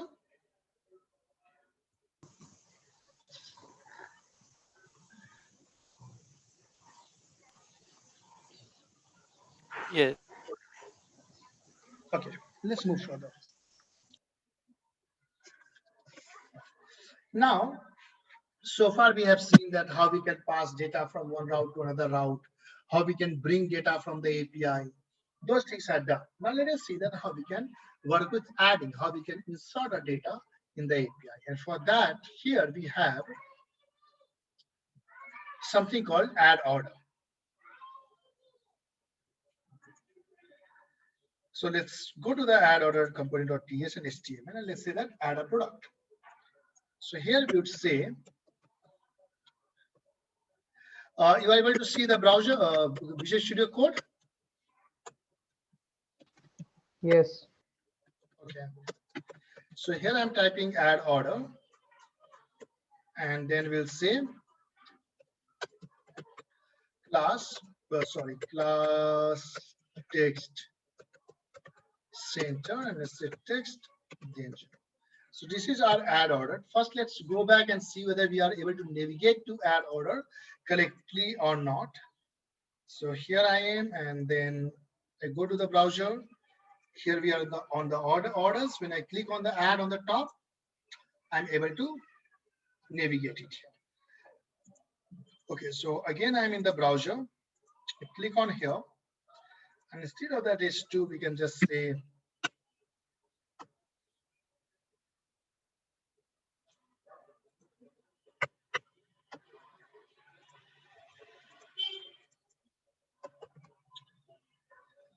Okay, now to add order, the first thing what we need to do, we need to create the form, right? Because user will interact through the form, and we are going to create a form using a reactive form map. So here I'll go to add order component.ts, and to create a form, the first thing what I need to do, I need to say private.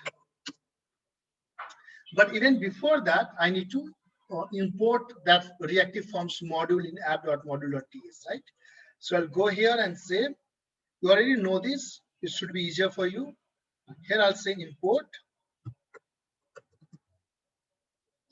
reactive forms module. So that is being added here. Now here I'm saying private form private AB as form builder. You know that we are going to use form builder to generate a form. And let's say here I'd call it order, add order, okay, any. And then in ng on init, I can say this dot add order equal to this dot fb dot group. And here we can start doing that. So we can say title, okay, and that takes actually an object here. So we'll say that, okay, give me an object. And you already know how to do this, right? Title, if you want. I'm not going to put validation and all, but I know that if required, you can put validation. You know everything. Yes, class? Yes. Yes. Okay, so I'll say title, quantity, then city, then message. Yeah, so these are the 4 fields we have: title, quantity, city, and message. And ID field we are going to generate, okay? So we will not ask user to enter ID. So here I have created this a very simple reactive form. Now on the HTML, on the template, let's go here and we need that form. So what I'm going to do,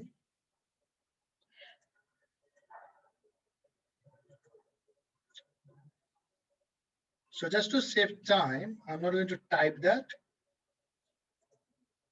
And I'm going to just show you that how we are doing that, okay? So you are already familiar with these things. So I'm not typing and I'm just going to put that form here. Okay. So again, div class here, column MD6, form, and form group is order. So it shouldn't be order, it should be add order. So I need to take Control C and make it add order. ng submit add order. Okay, both are. So let us make it add order obj. Makes sense? So here we are saying add order, ng on submit ng add order, class no validate. Then there's a title and input type for title, then input type for quantity, that is of type number, then input for city, type text. Then for message, we have a text area. Then we have a button, type submit, and then add. We can say add order. And on click of this, we would call a function called add order. Pretty simple. Any question on this? And of course, we are setting form group and we are setting form control name. So any question on this reactive form? Class? No. No. Good, simple, right? So here we would go back to here, and then I need to create one more function here. So right now let's just do console.log this dot add order obj dot value. It should give me the value. Let's see that whether we are able to read the value or not. So I'll save this, and there's something is missing. Here is add order, and then here is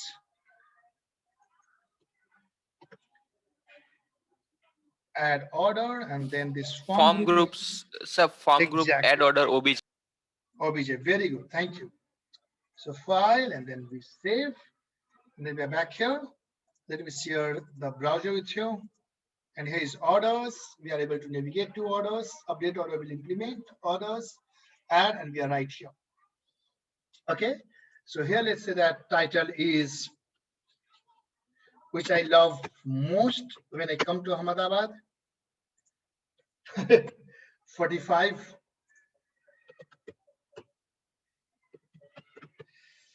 And then the message, very nice. And then I press F12, and there's some error in it, which will say cannot find control with quantity, means there's some spelling mistake. I click on add order, and it is giving me title and Ahmedabad and all. We need to check what is the spelling of quantity. So again, I'm back to Visual Studio Code, and here are quantity. So that's the mistake we did. Now it should be fine. Okay, so here I am. I'm staying the browser window again with you, and you see that we have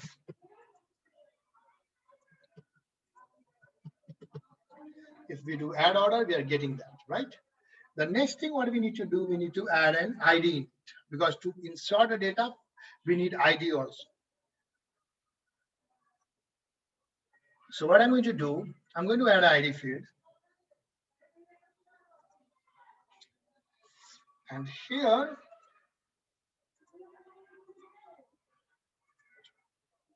let me know when you are able to see the Visual Studio Code. And here we would say this dot add order to object dot value ID equal to some number, some random number we want to add. And here, let's see that how you can do that. So here I'm going to create a function called get random, and putting it here get random, and then here I can say this dot get random, and let's say 7,000. Okay. So here I'm adding one field called ID, and then assigning an ID to that. Now we will have ID. Now there's some JavaScript knowledge I wanted to give. If you do adder to dot value dot ID is equal to this dot get random ID, what would happen? It may not execute correctly, because I mean, in this case it will execute, but in Angular, always make sure that when you need to declare something, because why in this case it will execute, because I already need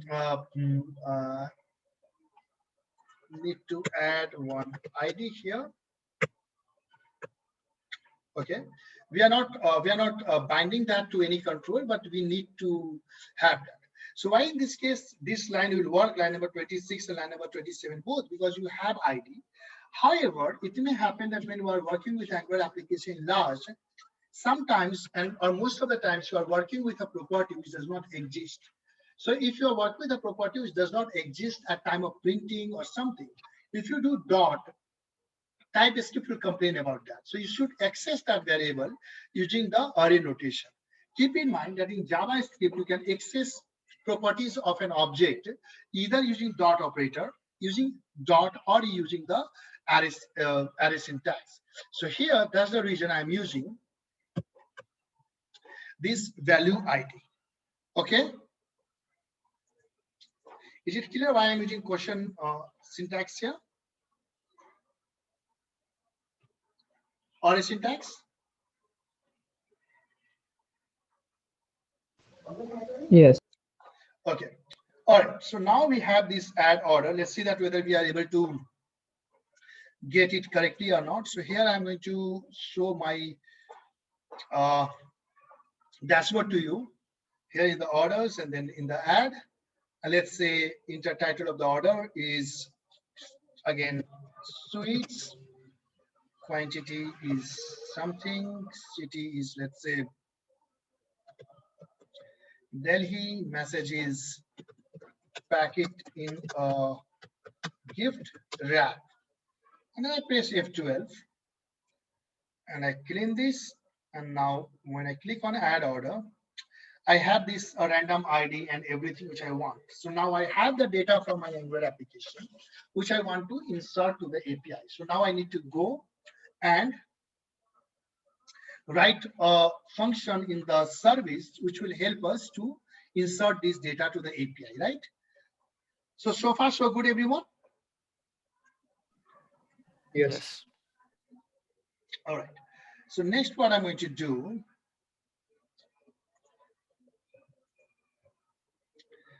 I'll show my Visual Studio Code again to you.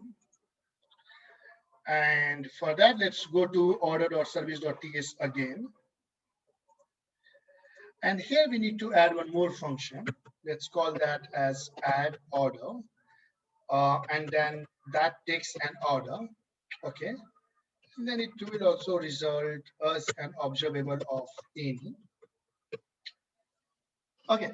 So here we need to do that add order functionality. So to do the add order functionality, for the post operation, you don't have to set in, for the get operation, you don't have to set any header. However, for the post operation, you need to make sure that you are setting the header to application JSON. Otherwise, you may get some error. So let me show you that how you can set that. And here in the add order, the first thing what I'm going to do, I'm going to say, hey, const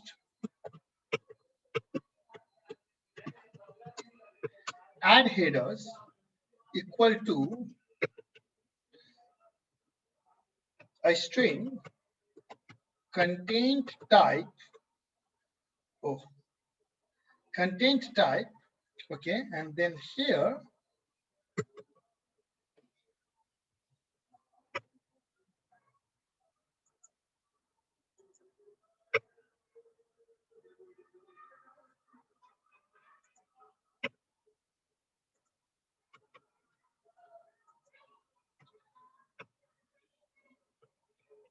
okay, and then we can set content type is equal to application JSON. And here you can say content type is equal to application JSON. Okay. Once that is done, we need to make sure that the data which we are sending is JSON stringify. So const body JSON dot stringify and then order. Means whatever JSON is there, the key and properties, key and value both are in string. So that's the function. That is the JSON.stringify function we can use for that. Then we can say return this dot HTTP dot. Now keep in mind that we need to perform a post operation. So we'll say post. And here we'll say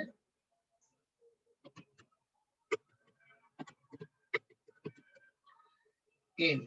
Okay. Now for the get operations, you don't have request bodies. We cannot send anything in get operation. If you have to, only you can send that using the query parameter. However, in the post, put, and delete, you have the request body. So if you need to send something, you can send that using the request body. So here, that's the reason. If you look at the IntelliSense, after the URL, so I'll say this dot API URL, the body colon any is not a nullable type. It is a required field. You got to pass the body, okay? So we'll say this dot request dot body, and then it is asking that if we have any options, write HTTP headers or something. So here we will say that, yeah, we have that. We want to set the headers as the headers we created, add headers. And then again, we can say pipe. And in the pipe, again, we can say, once that pipe is done, we can say tab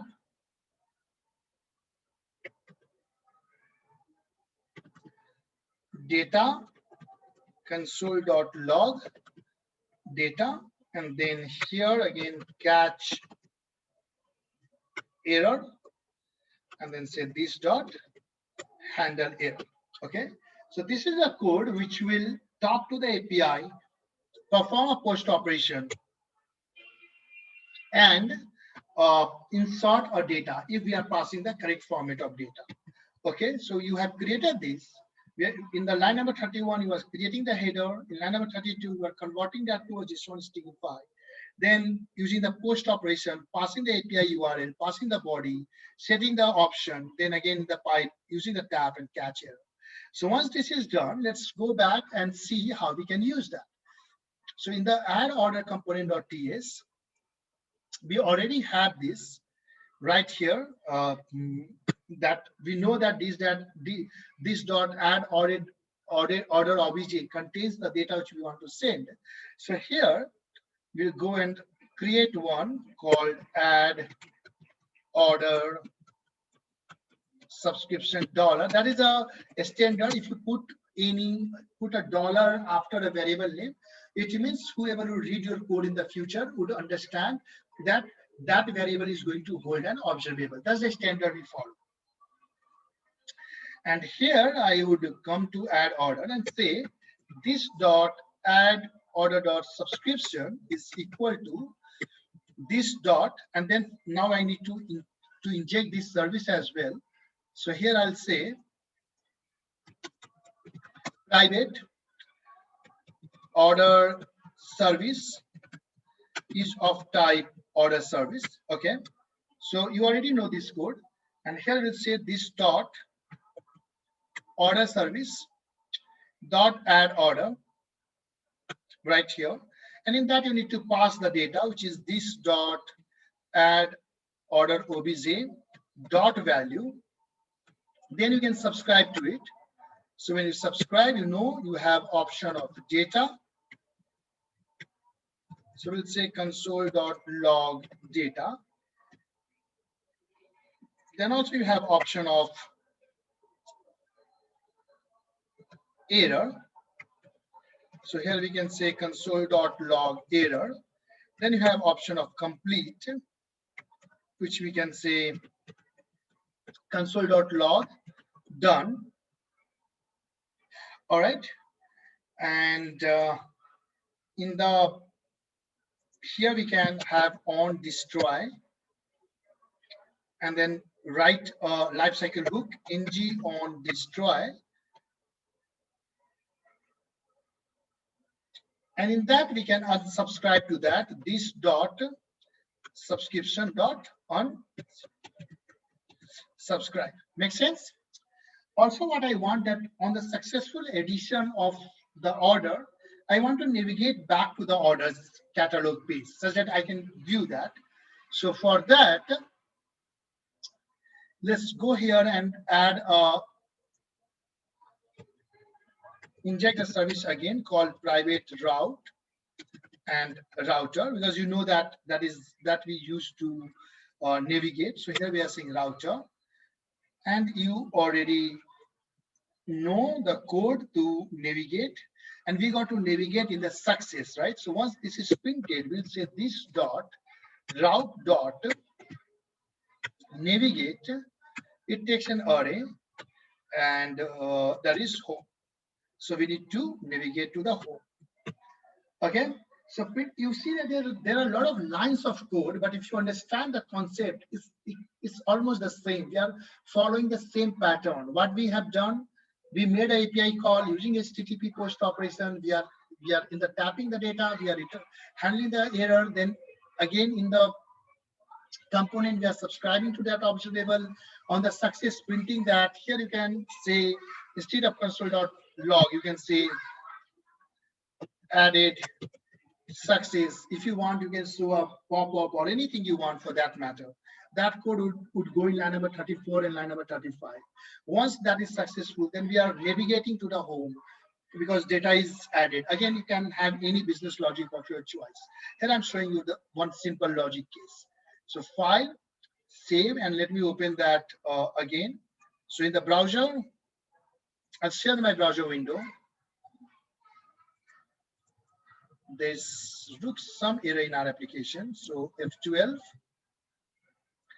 and the error is unsubscribe of undefined.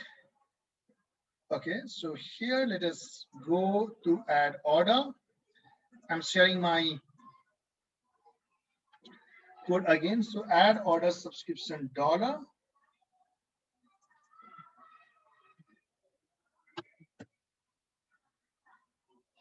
Again, so file save, and then we can say question mark, maybe that will help. Okay, so you are able to see my Visual Studio code. Let me now go back to my browser again. So here, let me share browser, delete this, and just see that whether we are able to get that or not. So here we are able to navigate to a detail page. Again, back, we are able to navigate to the detail page, which is working perfectly fine. Keyboard, which is working perfectly fine. Then the other keyboard should have some different value. Keyboard, it is twice. Okay, that is fine. Then mouse. Okay, now we are going to add.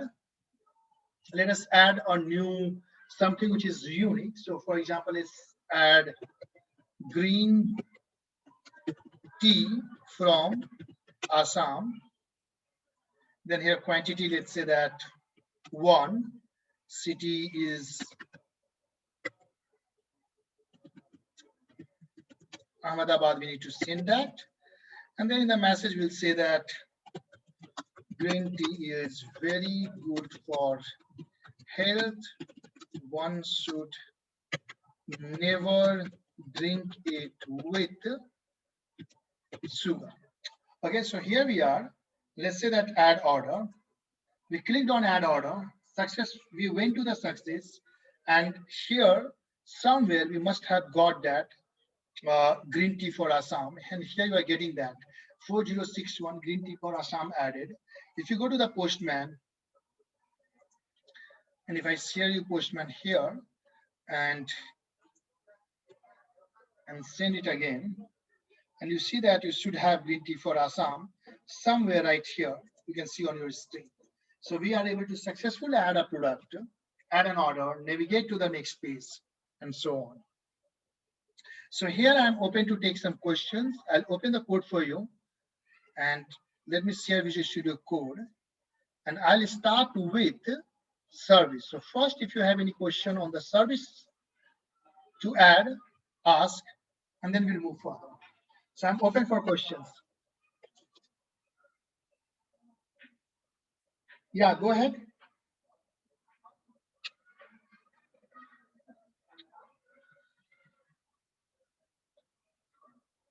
All of you are comfortable with this code, which is in front of you on your screen? I can't hear. Yes, no? Yes. Yes. Yes. Interns? Yes. Yes. Yes. Everyone? I want to hear more. Yes. Yes. Yes. Yes. Yes. All right. So if you are comfortable with this code, then I'll open this one. This is normal reactive form, but this code add component.ts. And if you have any question here from line number 28 to line number 39, you may ask me.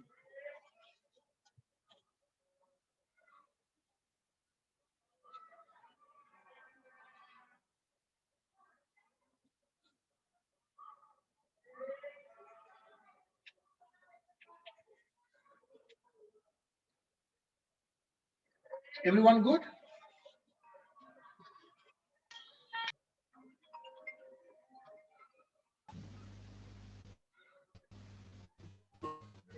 Everyone good? Yeah. Yes. Yes. Okay. So Yes. here I'll give you 2 minutes to note down everything, and maybe 6 minutes. And at 11:50, we'll start with the edit functionality. Uh, Sir, can you open browser? Yes, I'll do it for you.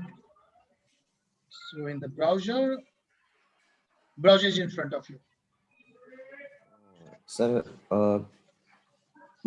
that add orders, please open that in new tab.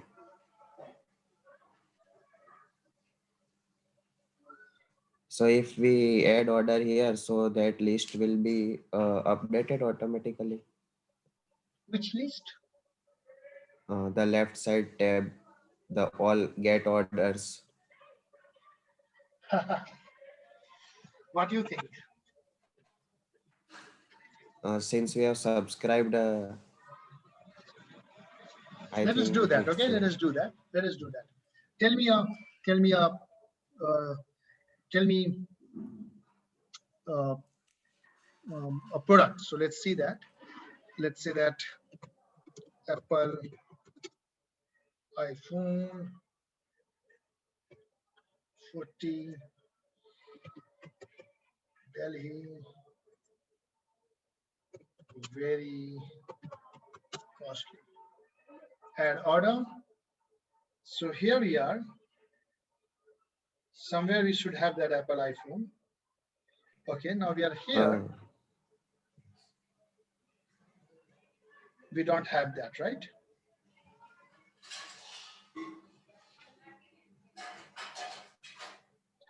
So if we navigate somewhere and come back again, definitely we would have that. Yeah, automatically it is not coming. Yeah. So tell me, if you need to do that, how do you do that? See, very first, keep this in mind that let's say that you are using Facebook. If you have opened Facebook in two different tabs, if you insert something, they have different mechanism for that. They are not, so they are not, when you get updated data like in the different tab, that data you don't get due to REST API. So I don't want to get into detail of that. But what you are trying to do, assume a scenario of a score or share market and all, right?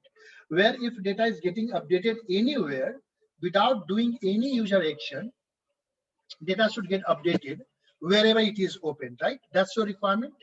Here, if I navigate and again come back or refresh, I'll have my data. Now, that is, take a step back, okay? Does our application, Angular application, is ready to handle that? Answer is yes, because we are using observable and RxJS. But the API which we are using right now, that REST API, is not able to push data whenever there is something changes on the server until we are not calling that REST API again. Am I making sense? So what happened that when in the tab, when you open this in a new tab, actually this is entirely two different applications. Step one. So whatever you perform here, it made an API call, it updated the server, and then in the context of this application, since we are navigating then and there, so when we navigate on the other page, on the ng on in it, we are again calling the API and we are getting the updated data. All right. However, in this case, when we are coming back, we are already that ng on in it is being called and we are not getting the updated data. Now you may have a question that we are using the subscribe. Why I don't have the updated data? Because whatever data was there, subscribe has already rendered that, and your http.post or http.get is not returning new data. So how you can have new data from there? So in normal REST scenario, this is tough to implement. Now, if you want to implement it, your API should be created in a different manner, and that is called your API should be created as a WebSocket. So what WebSocket does that when you want that your tabs should be in sync with each other. So right now your Angular application is ready for that, but your API is not returning new data. It means it is not emitting the new data to the subscribers.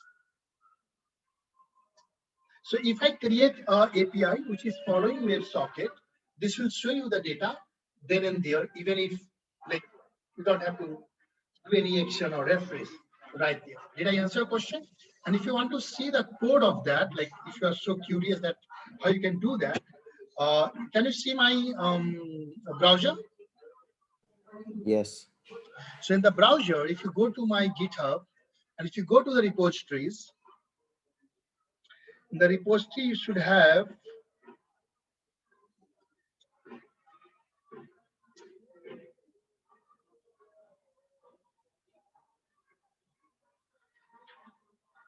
So if you see this one, IG grid live data with Node.js WebSocket. If you are very curious, you can go to this. API, this repository, and you can see that how you can achieve that. But in any website, you don't have to achieve it. If it is a new time, means it is a new instance of web application, user is run. Did I answer your question? Yes, sir. So sometimes we may have a scenario that suppose we have a screen that is just for display purpose to the outside people, and whenever from uh, backend say something, uh, okay, so I'll give an example. So suppose we have a hotel management system. So in that the guest list is displayed outside. So whenever a new guest is added to the list, or whenever a guest means a guest turn comes and it is called inside, so that display list should automatically uh, refresh, or means be in sync with the am I making Yeah, it you are very nonsense? right, and that's what I'm saying. So your Angular, whatever code you have written right now is ready to handle that. But the API which is I am using right now is a REST API. So as you take the example of the hotel management, right? So what happens that the screen which is on the in the reception is making an API call and displaying the data. Step one, agree? Yes. Now, step two, someone from the inside is again using the API and inserting something to the database, a new guest. Yes. Now, this API, unless and until this API is not sending notification to the guest list screen, that guest screen list would not able to come to know, Yes. or that guest list screen have to manually call the API Yeah. by refreshing the page or something like that. Yeah, means either it should do something like polling, but it would be No, unnecessary. don't go into the keywords thing. Just understand the plain English thing. Yes, yes. Forget polling and all. So if I have to refresh that page on the reception, there are two ways. Either that page again call the API, agree? Yes, yes. Or which is happening in our case when we are navigating in the same application. It is again going on ng on init, and then it is again calling and you are getting the updated data. The second is that if that API itself is notified to the application that, hey, there's some data in me. Do you want to do something on top of that? Agree? Yeah, yeah. Because this reception scheme will never come to know. There's only two ways this reception scheme come to know.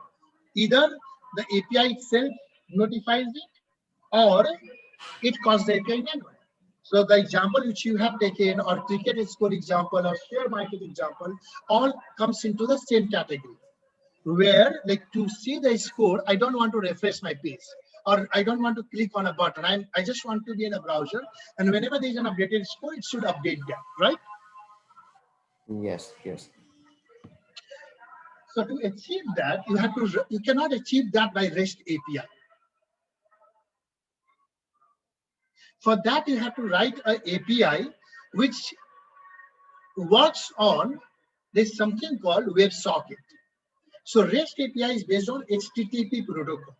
What does it mean? That if I'm a REST API and you are my client, you make a call to me, I send you a response, and then we forget each other. HTTP protocol is a stateless protocol.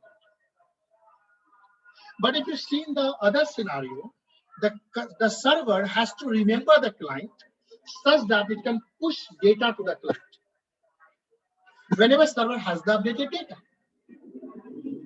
So if you want to create a REST API using where the server and client is not stateless, you need to follow other protocol or other mechanism called WebSocket. You need to create a socket between your client and your application. Am I making sense here?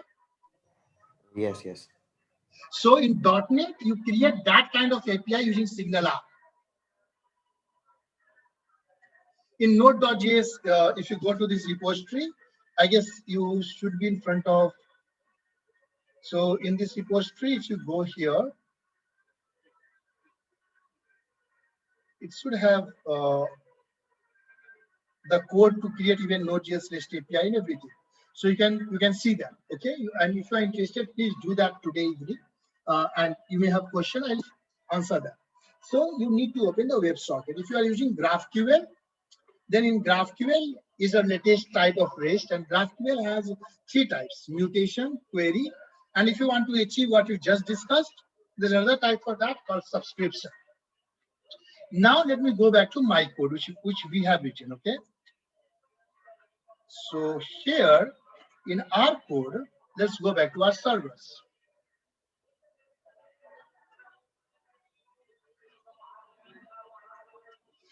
Now this particular code is capable to emit a new data if this HTTP post emits a new data to it. Because we are already using RxJS there. But right now what is happening, this HTTP post is calling a REST API, and REST API is returning just one data. To get that another data, I need to call it again. Is it getting clarified to you, buddy?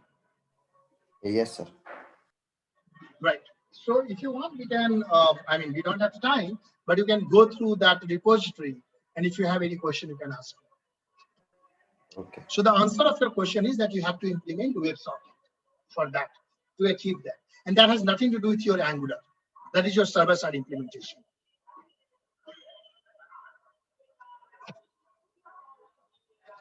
Okay? Yeah, clear. Thank you. Good. Any other question? Sir, what if we forget about making an HTTP calls to API and we simply have a JSON array inside service? And now if any component or different components subscribe to this any one of the method, and it does the same thing, but we have data local, it is not a ideal case, business case, but then what will happen if we add new data? Will it reflect now in this case? Because as you rightly said that REST API will not emit any event that I have updated data, so please update yours too.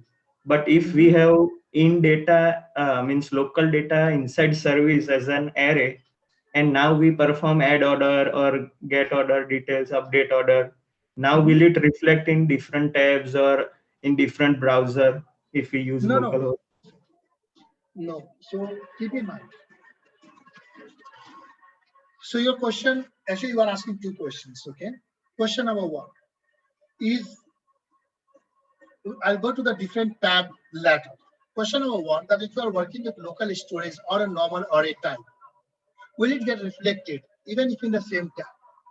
That is question number 1.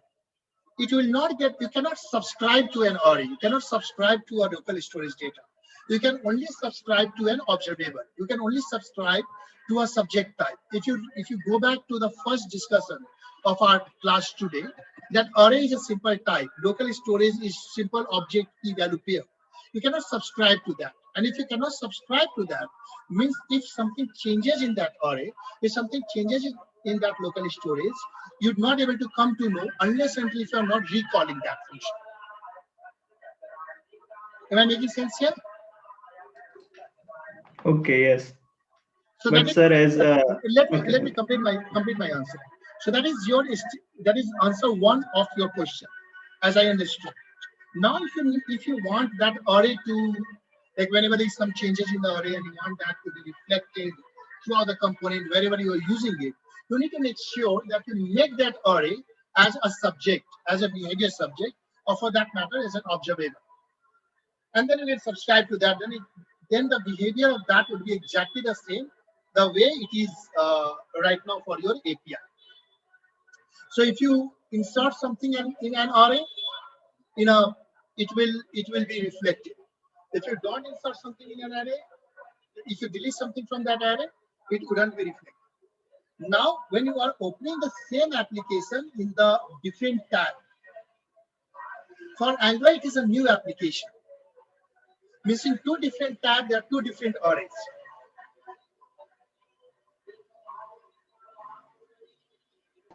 Yes. Right?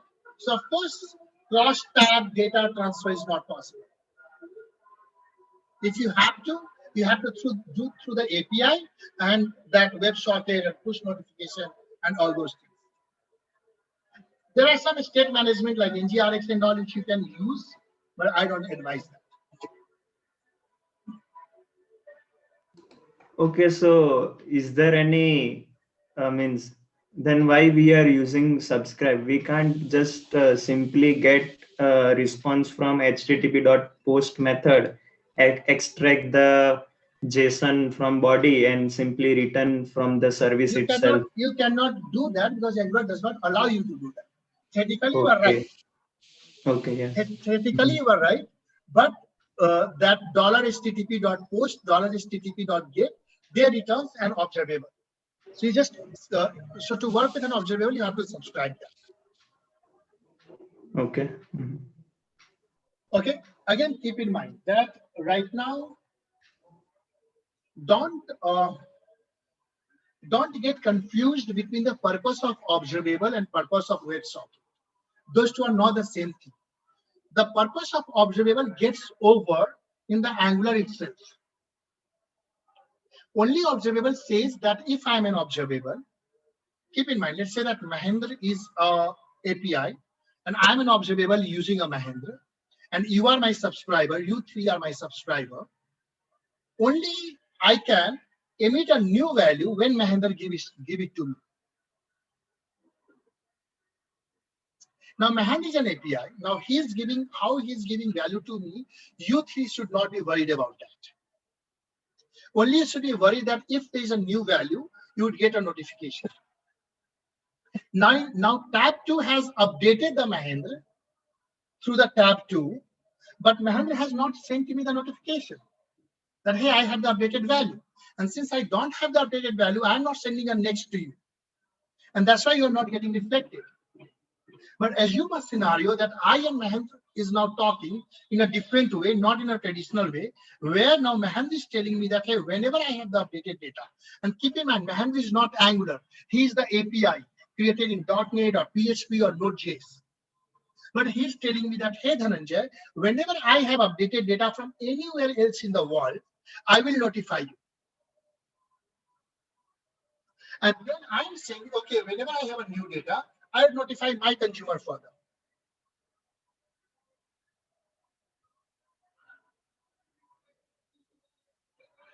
Am I making sense? Are you able to understand the thing? So don't get confused between purpose of observable, but observable is at the object level, at your application level. However, this scenario which you are talking is beyond object level. This is the kind of how to maintain state between your server and your application. Because now in two applications are running. A tab 2 has updated a server. How tab 1 would come to know? Only two ways are there. Either tab 1 has to call the API again, which we can do by navigating or refreshing the page, or somewhere API has to inform to the tab 1 that, hey, I have been updated. Do you want to do something on that? And if API is capable to do that, API has to integrate to implement WebSocket. Or if it is GraphQL, then subscription type. If it is .NET, then that API is SignalR. You might have heard about that. I'm not sure about Java and other technologies. Are you able to map? Yes, yes.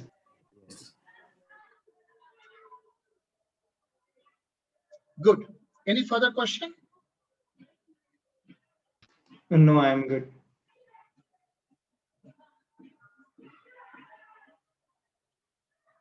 So you cannot implement a scoreboard or share market stock or that restaurant example which you just took by just simply a REST API. For that, your API should be smart enough to handle the WebSocket. And if your API is returning WebSocket, after that your Angular code is capable, right? That's an observability you are dealing with. Okay. Yes, yes. Thank you.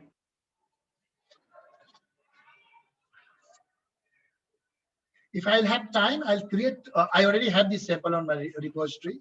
I'll set it up again, run it locally, and show it to you tomorrow and walk you through the code. All right? Okay. But again, there would be nothing in Angular. Angular would be exactly the same code.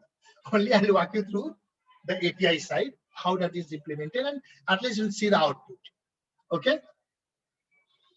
Okay, sure. But Angular would be exactly same. Just 1-2 lines of code here and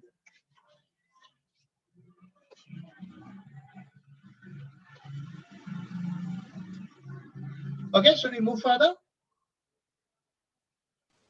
Yes. All right, give me a moment.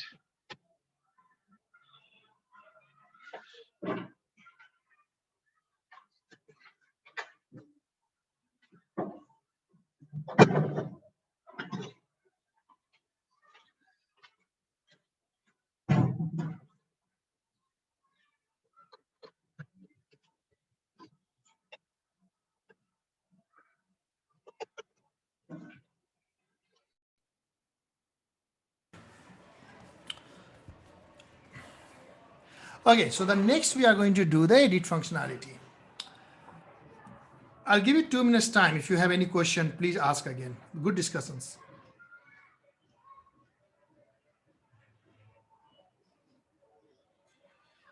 Please go ahead.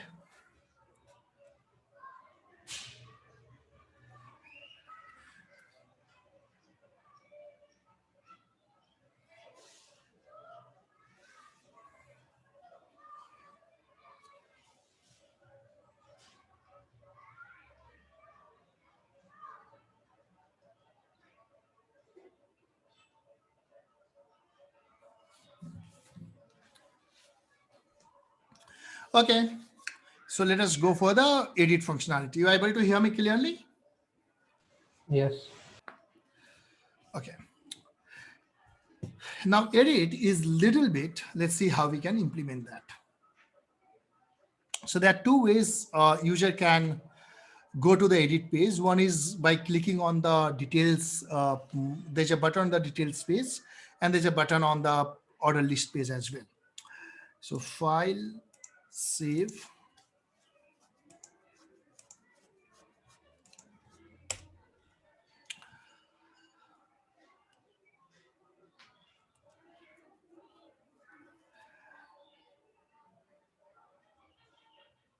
One thing I want to add to that answer, the local storage answer, right?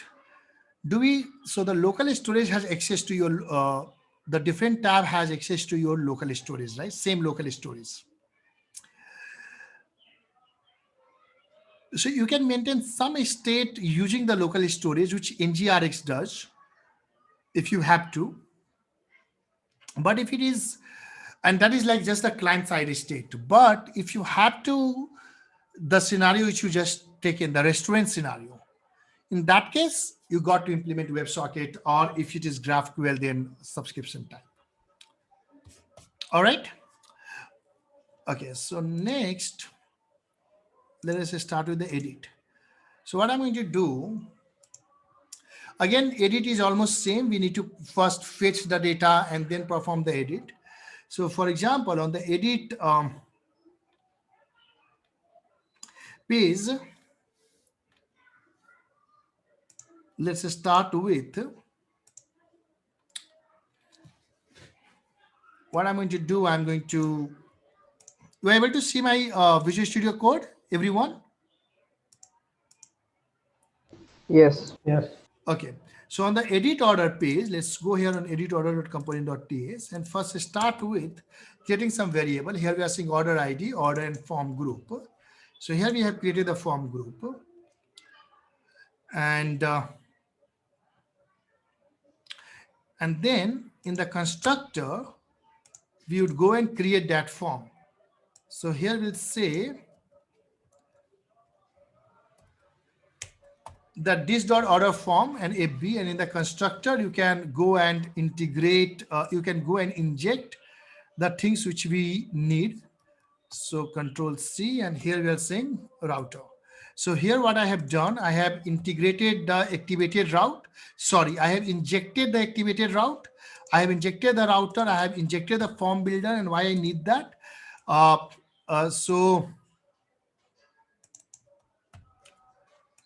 So here you see that order service is to work with the order service which we created. Form builder, line number 17, is to work with form groups and reactive forms. Activated route to read the data ID which would come on this component, and router is to navigate back, to navigate from this component. So here you have navigate away from this component. So order service for order, form builder for reactive forms, activated route to read the parameter, and the router is to work with to again navigate away from here. Now I have created a reactive form. So this dot order form equal to this dot FB group. It has ID, it has title, it has quantity, it has message, it has city. Okay, so here we have created that. Now let's go ahead and create that. Let's go ahead and create that form. So here in the HTML. So in the HTML, what I'm going to do, I'm putting a very simple template here, which is right here. So here we are saying that updated order number will say order.id, and then there's a form group is set to order form. Then on click of that button, we will call a function update order. And it's pretty simple. Form control name is title, form control name is quantity, form control name is city, and then form control name is message. Then there's a button, and on click of that button, we should be able to update it. So this is pretty simple form, and there's a component here. There's a reactive form group created here, which we are binding there. Now the first thing what we need to do, we need to fetch the data of that form, right? That is our first thing. Only I would show you that. Further, you can very easily do yourself. Just call the put and all. So to do that, again, what I'm going to do is I'll go to component.ts, and exactly the same thing which we did for course for order detail, we'll do it here. So here on the TS, we'll say something like this. So here what we are saying that, hey, this dot router state dot param map dot pipe, then switch map, and then we are getting the order ID, and then we are returning the order details. You remember that we have already done that in the order details component. So to fetch a particular order, we are passing that, and once that is done, we are subscribing that, and then we are setting that. Now here we have that data. If you say console.log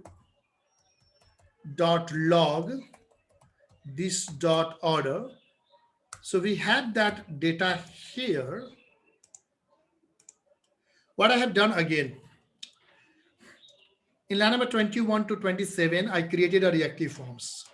If you see, all the data is there's a default array, default parameter, default value for form controls there. Then in the ng on init, again, I'm using switch map to first read the query route parameter which is passed, which is ID. And then again, we are making a call to get order details such that we can fetch the order of the detail of that particular order ID. And why we need to fetch that? Line number 34, because we need to display the existing record in the form. Once that is there, we are just printing it here. So let's see that how our application looks. But before that, we need to bind this from that click event. So let's go to the order.component.ts. And on the order.component.ts, we'll say navigate to edit order. So here orders, and then orders.component.ts. We'll say navigate to order. Okay, then console.log ID. Edit, we created that route, you remember, then id.tree. And here make sure that on order.component.html, let's go and say click is equal to this, and then here we need to pass order.id. Okay, so once this is done, let's go to order details page as well, because there's one button there also. So order details.company.html, here we have button, and we can say the same thing. Navigate to order.id, and from order.component.ts, we can copy this and put on order details.component.ts.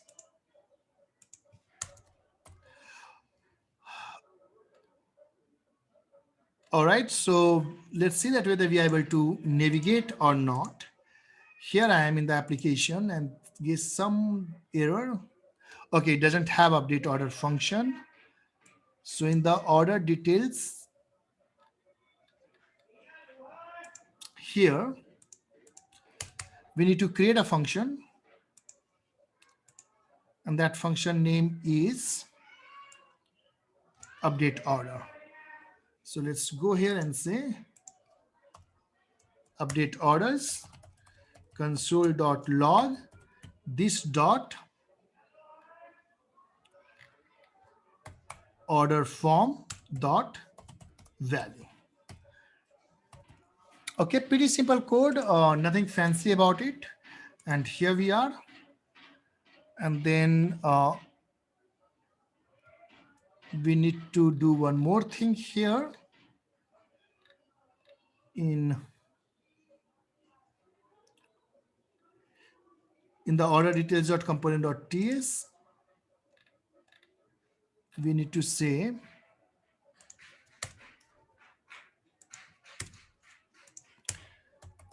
private router as We already have that, but it's just spelling mistake, typo. yeah, I guess now it should work. Okay, so here file and save, and let's go back to the browser here. Let me share the browser with you. So here we are, order, then edit. We are able to reach here, edit one, update order number one. We don't have this value 8, right? But we need to show that.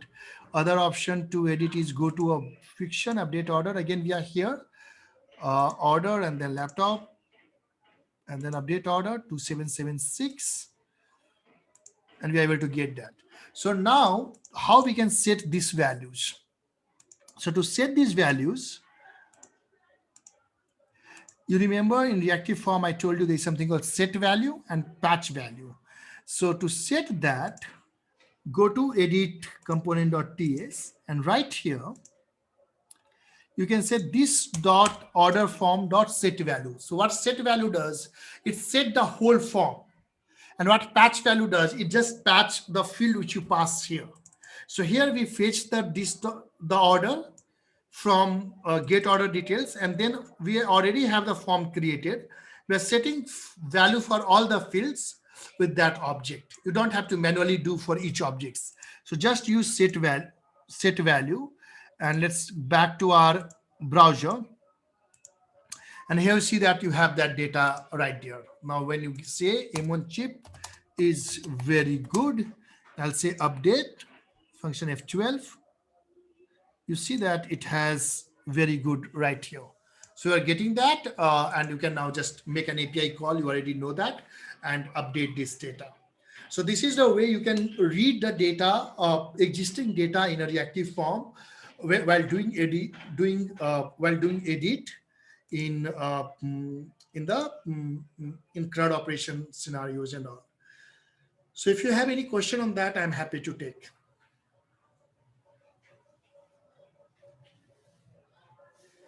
These are very pretty straightforward, nothing tough about it.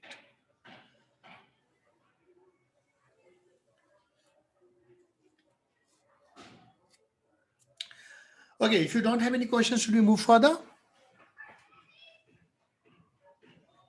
Yes. Okay, so now let us say there's a scenario. A scenario is that a user which is not logged in should able to see a product, see order, should able to see the detail of a order, but should not able to add and should not able to edit. So only the logged in user should be able to add and edit, and any user should be able to display like that. Okay, so how we can do that? So in Angular you can achieve that using route guard. You can create a route guard. Now route guard is nothing but a service like any Angular service. You can create a route guard, and in that route guard you can write your logic, means calling an API, checking whether user is logged in or not. So how you do that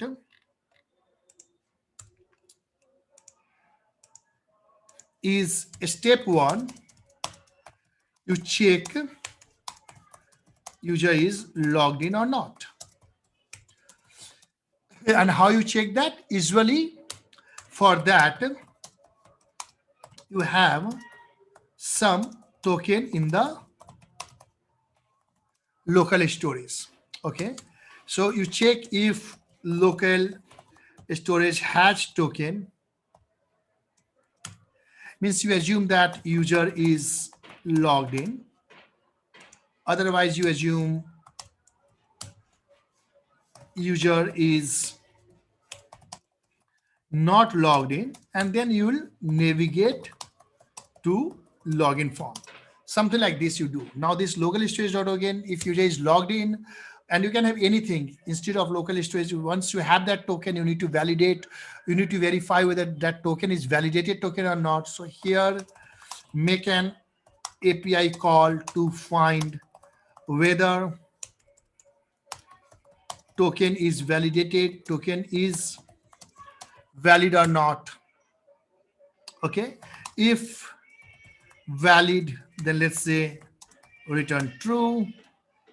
If not valid, then again you can say redirect to login, something like that. This kind of code you have to write, and you write this code in something called route guards. What route guards does, that it all, if you apply a route guard on a route, always this code will get called for that whenever you try to navigate to that route, and depending on that whether that route is displayed to user or not displayed to user. So now to create a route, you just have to add a service in your Angular application. So here what I'm going to do, I am adding a service. So I'll say ngs, and then let's say that can activate order ops. That is the name I'm giving. So here I generating a service. Okay, that is generated. So now let me go back to Visual Studio Code again. And here you see that you have that, you should be able to find that service which we generated. The service is right here, can activate. Okay, now you need to implements can activate from the router, and it has a function inside the can activate. It has an overloaded function, and that overloaded function is called can activate itself. So here I'll say can activate. It takes parameters also if you need to pass. Okay, now here let's say that I'm saying is logged in. Here I'm just hard coding it. Here you can execute your business logic and do on basis of that. So I'm saying is logged in equal to false, and in can activate we'll check if is logged in. If user is logged in, then just return true. If user is not logged in, means we need to do something. So here we are saying that if user is not logged in, so here we can say if this dot logged in equal to false, means user is not logged in that case we can say this dot, and here we say private router, okay, and here we can say this dot router dot navigate, and let's say we want to navigate to login component, and also return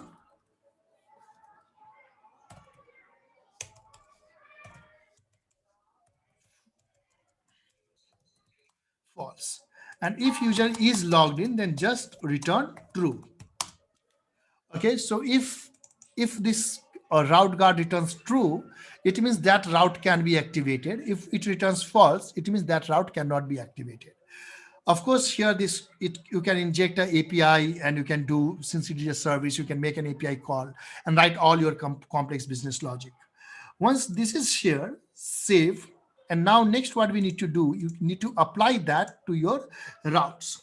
So here I'm going to app routing and then say app.routing.module.ts. And I would say that whenever user wants to work with this route,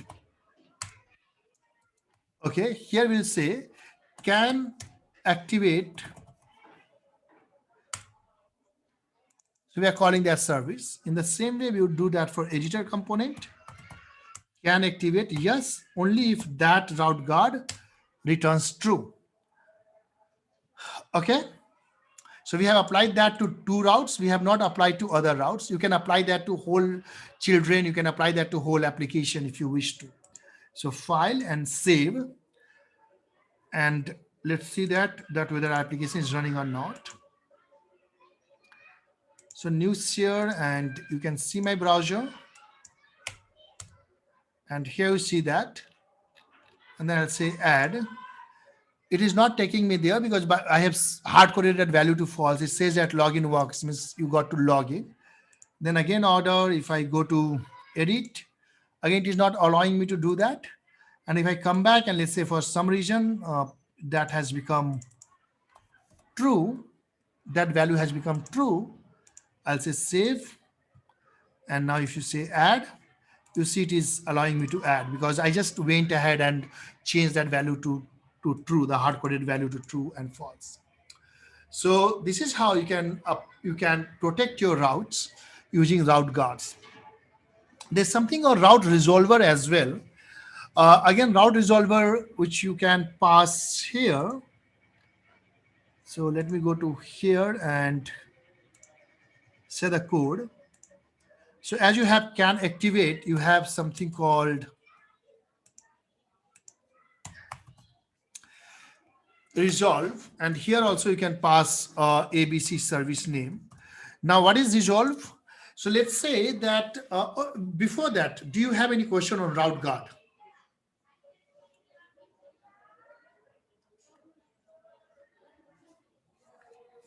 No. Yes. Yeah. In that, you, you wrote in the code navigate to URL something returning true and false. Where is that? Let me open that. Yes. Yes. So you first navigated and then you return false. So if there are like numerous lines of code after this dot router dot navigate, will they all be all be executed first and then the navigation will happen? You should never have numerous lines of code after that in between those two lines. Okay, so what is exactly happening? The thread is first. See, even if let's try this, okay? Now the thing is that it is always expecting me to return some value. Okay. All right. Otherwise, it is not allowing. So this return false is actually doing nothing because before that I have navigated. Okay. Okay. Only the powerful thing is this return true. If by any of your code path that true has been returned, it means there's no guard on your route now. Understood.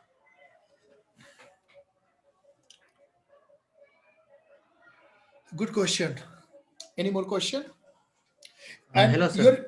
one more thing, everyone, just one a moment. You should never have the business logic here. Your code should not look like at max 5 more lines of code in can activate, not more than that. All the business logic should be inside a service which you create and then just call it here. Am I making sense? Yes. So you will have something called auth service. In that auth service, here you'll say something like this: if auth service is user logged in, something like that, you'll call that. That will return you true or false. On basis of that, you'll just navigate or return true.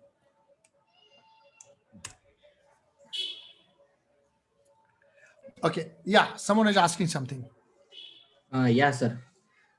In this case, what will happen that user is click on edit button and then this scan active function is checked and return true or false. But in ideal case, what should happen that the user has not logged in. The edit button is either disabled or not visible on that part.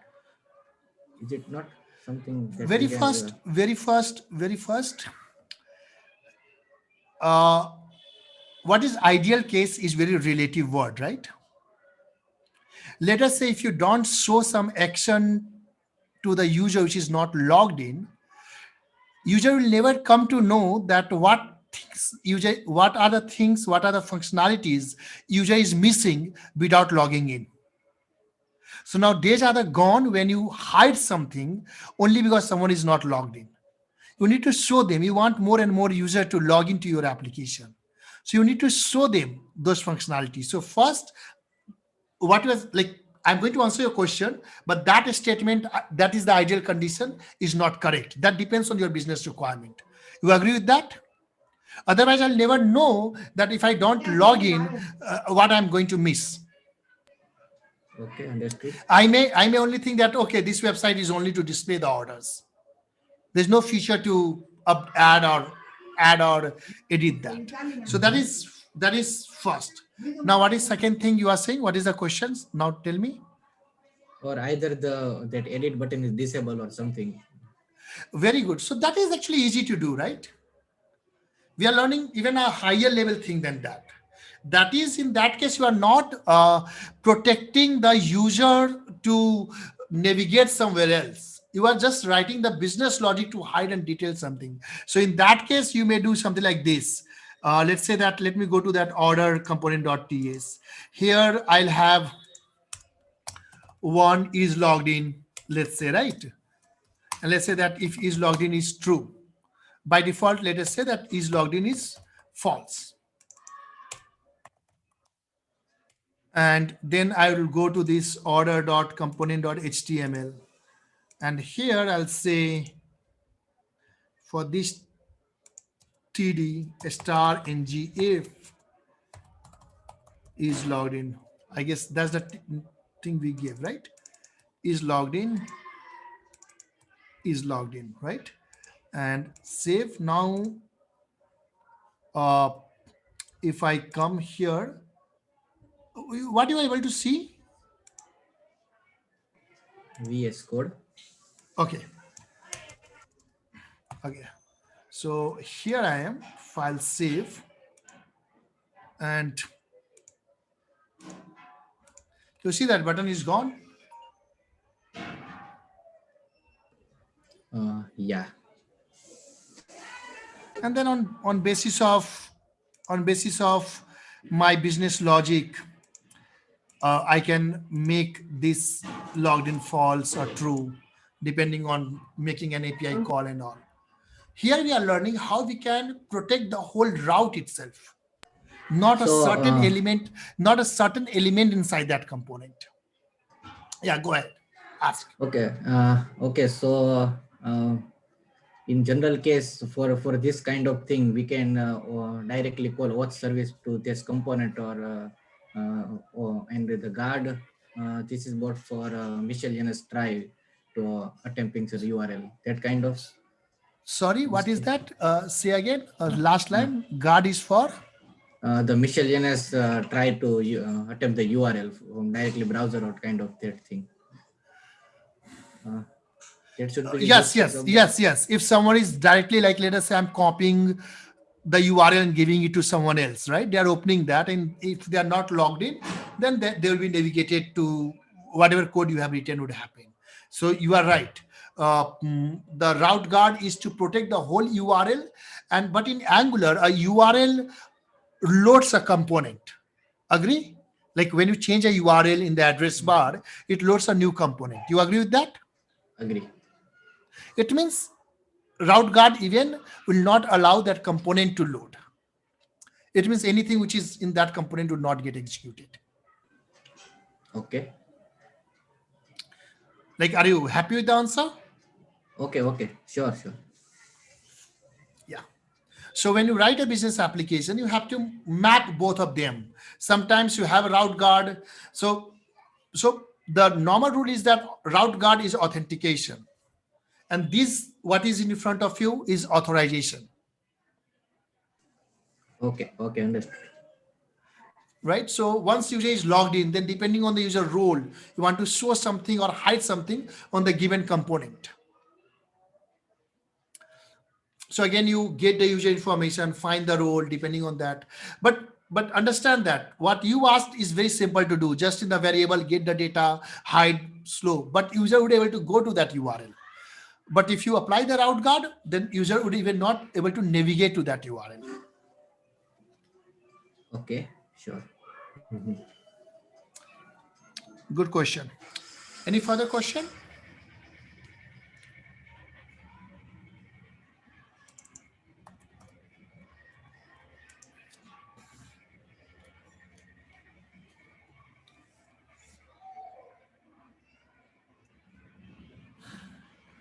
Should I move further?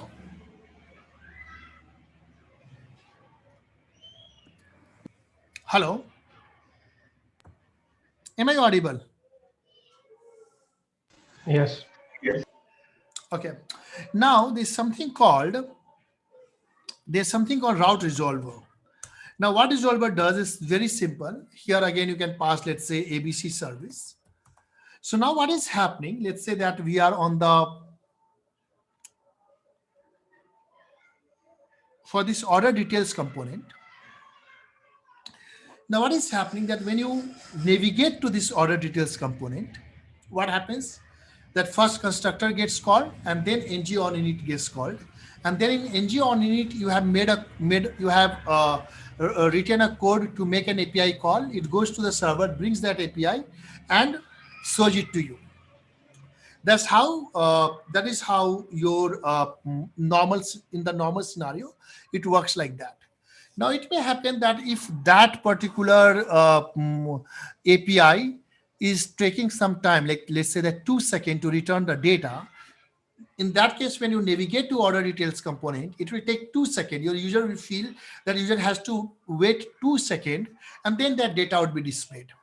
And while waiting for that, other thing would also be like frozen on that screen. But let us say you know that for some components your user will definitely navigate to. You know that if user is coming to order, user would definitely go to order. Order details is a wrong example here, because order details has an ID attached to that. But assume some kind of screen where you are just displaying all the orders, and you know that user would definitely come to that page, come to that component, come to that route. In that case, you can use route resolver. What route resolver does, if you have assigned route resolver, what it does that it will in advance run the API for you, and it will have the data such that when you navigate to that component, already that data is there, and user doesn't have to wait for a long time. So that is what data resolver or route resolver. I just wanted to introduce it to you. It is exactly the same, just you have to write a service and go and write your business logic in it and just apply it here. So that is one thing you should know. I wanted to bring to your attention.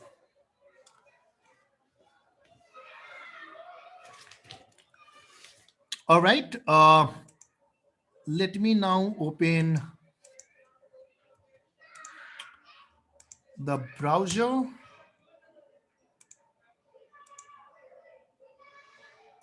Okay. So in the browser, Data in API, updating, deleting, all are same. We have done that. Observable, routing parameters, a snapshot and observable, optional route parameter, which you can pass as an extra parameter, query parameter. Creating child routes, you are already creating that. You already created that when you did load children with lazy loaded modules. Then lazy loaded modules, you've done that. Route guards, you've done that. Secondary route, I'm going to teach you in a bit. So any question on this day 6?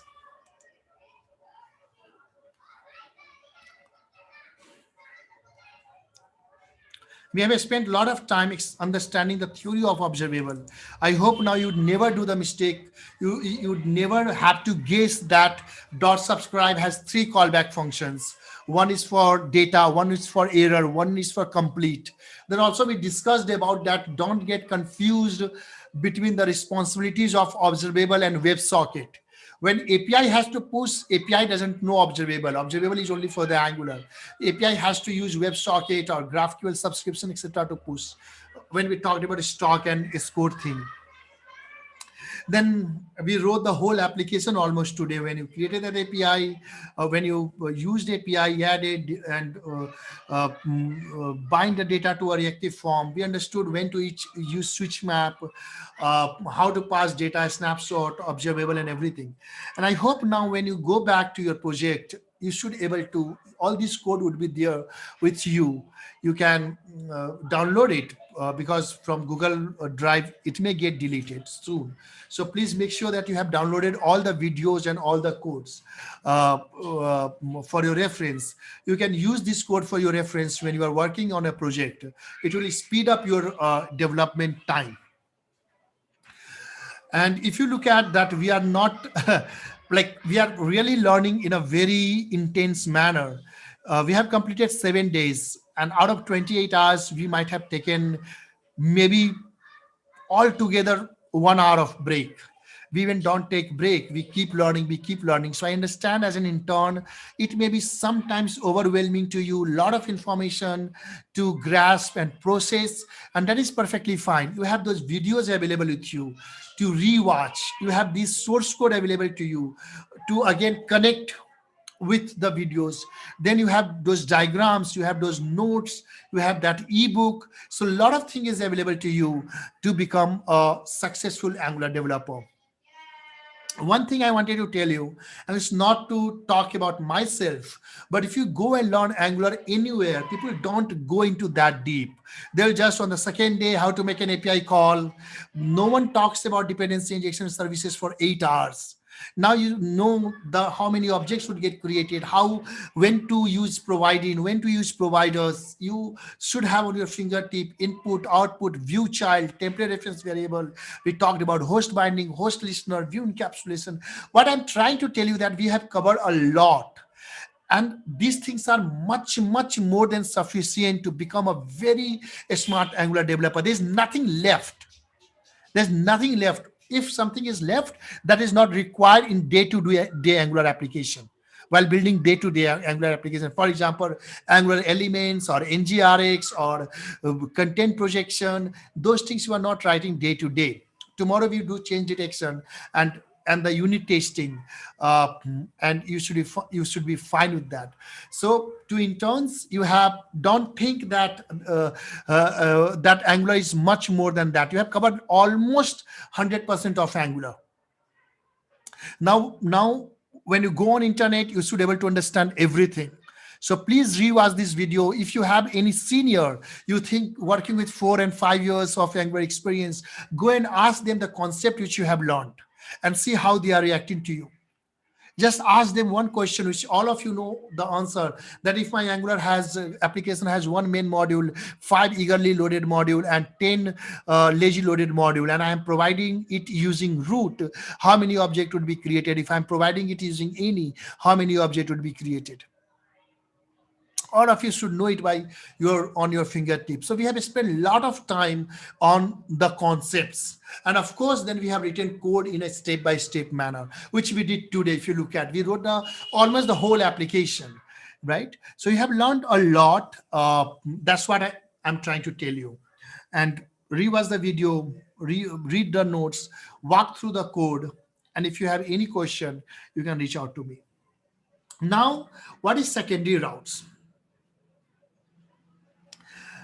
Secondary routes are also known as auxiliary routes. So if you read somewhere auxiliary routes and secondary routes, they're the same thing. So right now in our application, if you see, there is like one place where the data is dynamically loaded. So there's only one router outlet. But if you create application like shopping cart and all that, you might have seen that they have something like add to cart or add to checkout.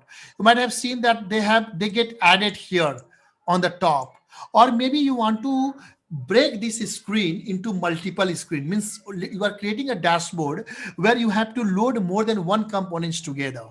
For example, on the same URL you want to load, one is that you can create a parent component and then have the multiple components there, and you already know that. What I mean by that is, let's say that you have to show multiple components. Right now on one route you are showing one component. If you have to do multiple components, then I can say, let's say that path admin, and then I can say component as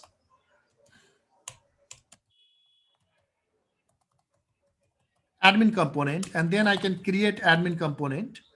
And in the admin component, let's say that I can have product component, then I can have sales component. I can have those four components inside the admin component. Admin component could be this. Oh, you also learned a smart and dumb component, right? So admin component could be the smart component, and then we are passing data to the sales component. Here it could be, let's say, order, and here it could be, let's say, invoice. So you can have this kind of scenario, and those four components are there. So if you just go to localhost/admin, those four components should be loaded. So these four become the child component of admin component, and you can treat them as a dumb component. All the API integration, everything would happen on the admin component. This is the one way you can do that. Other is that you want, but in this scenario, what would happen that if you, like, you can write code and you can get rid of these. Like if you want to remove order, you can write code and do that. But let's say that if you want multiple views and which are not child of each other, you can create multiple router outlet in Angular. So the other router outlets are called secondary router outlet, or auxiliary router outlet, or named router outlet. So right now you created one router outlet like this, right? You have this right now.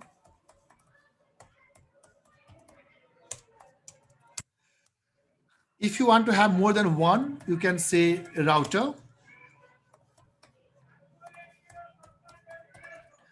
outlet,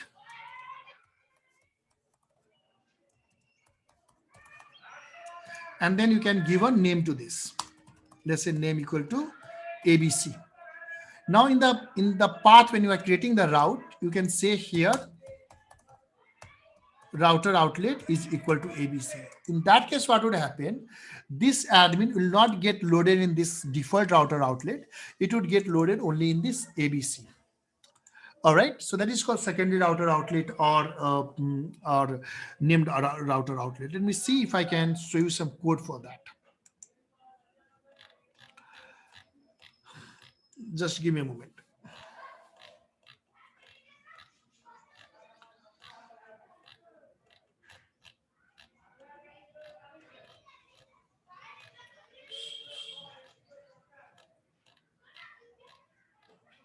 Mhm.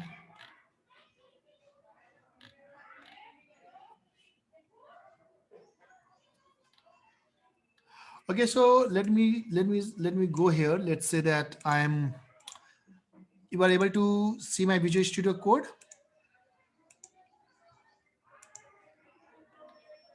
Yes. Okay, so here I have one router outlet. Let's say that here I'm putting, uh, we are putting this in div class row, and then let's say that div class column md9, and then div class column md3. Okay, so here I'm saying router outlet name sidebar, and here this is this, and let's make it 10 and 2. Okay, and then let's say that I have one path in app route module TS. I'm just putting this login here. I want this login to open in the sidebar. Okay, so for that, what would I say? I would say outer outlet, and then that is sidebar. I don't have button for logins. Let me go and add a button for login as well. So here, let's say that we have one button here for login as well. So we are adding it here, router outlet, login, and then login. Okay, and then I'll make sure, so file save, and here is my application running. Okay, so here I am refreshing it. So you see that I have I have orders, they are getting loaded here. But if I click on login, just a moment. Wow, login. Okay, okay, we done some mistake in that. So what is our route name? Here our route name is login, login, and here we need to say, yeah, router login, yeah, file save.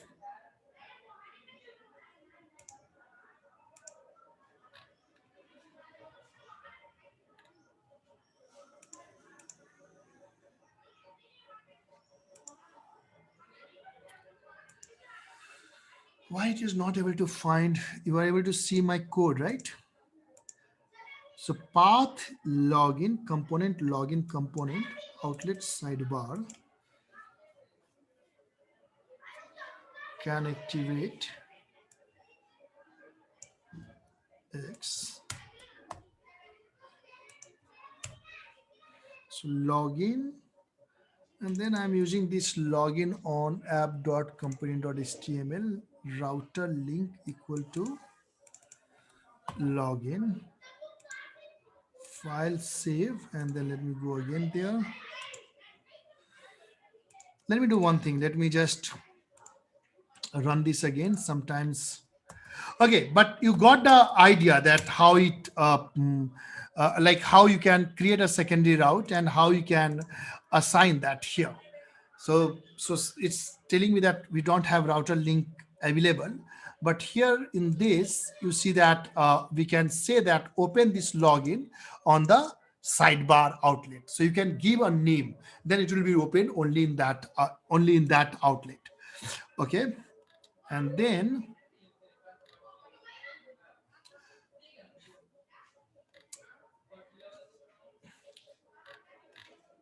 let's see.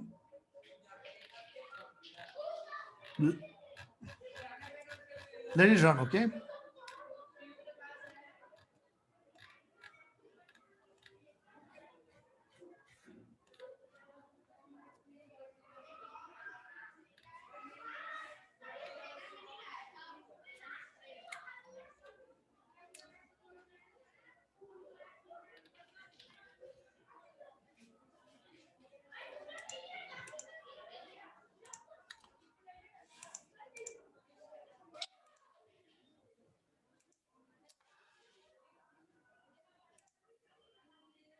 Oh, okay. I need to say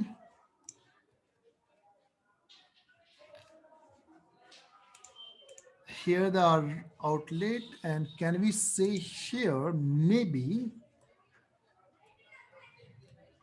login sidebar chat. So that is name of our sidebar, and then login. Let's see whether it works.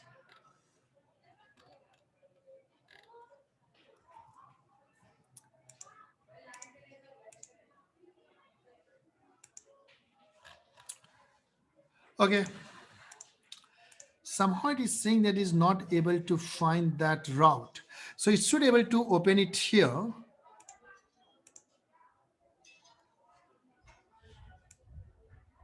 Or maybe we can say login, file, save.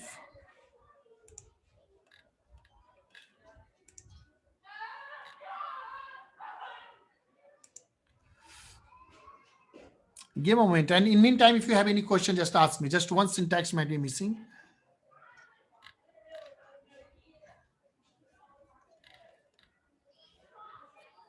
Okay. I need to pass something like this. Okay, I need to pass something. You are able to see my code, everyone? Okay. So we need to say item router.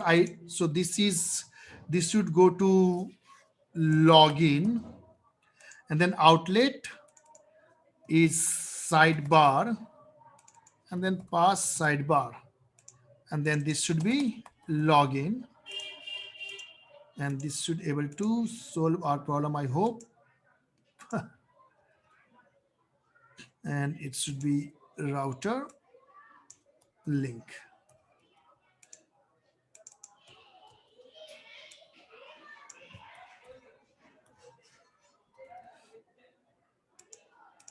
No worry. I just this syntax I need to find. I'll update this and send it to you. But in this way, you can pass that in which router outlet you need to open that particular path, particular route. All right. So here we have completed today's. Let me open that.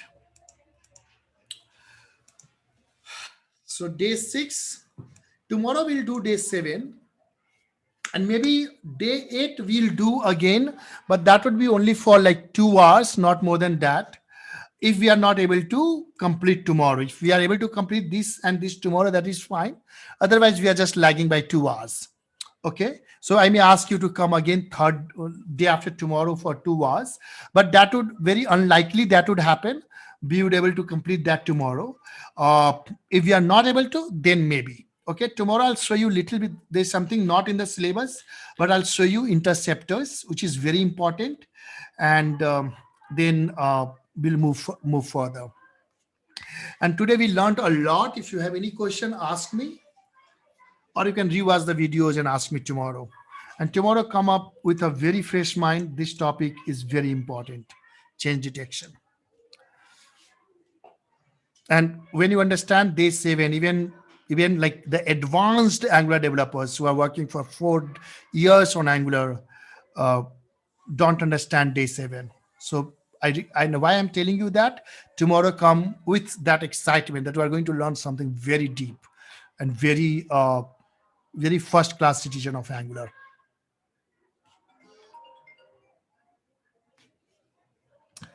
Okay. So if you have any question, I'm happy to take that. Sir, the day 6 code is not proper. Like the which you provided was only the yesterday I updated that again. If you go to that folder, you have the link, right? If you go to that folder, I have updated that. There should be some day 5. There should be one more folder. I updated that yesterday evening. Okay.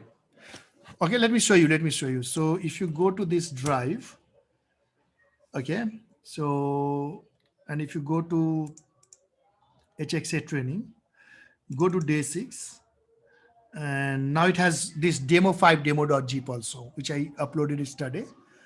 This has that reactive form code. Okay. Okay. So you'll find it.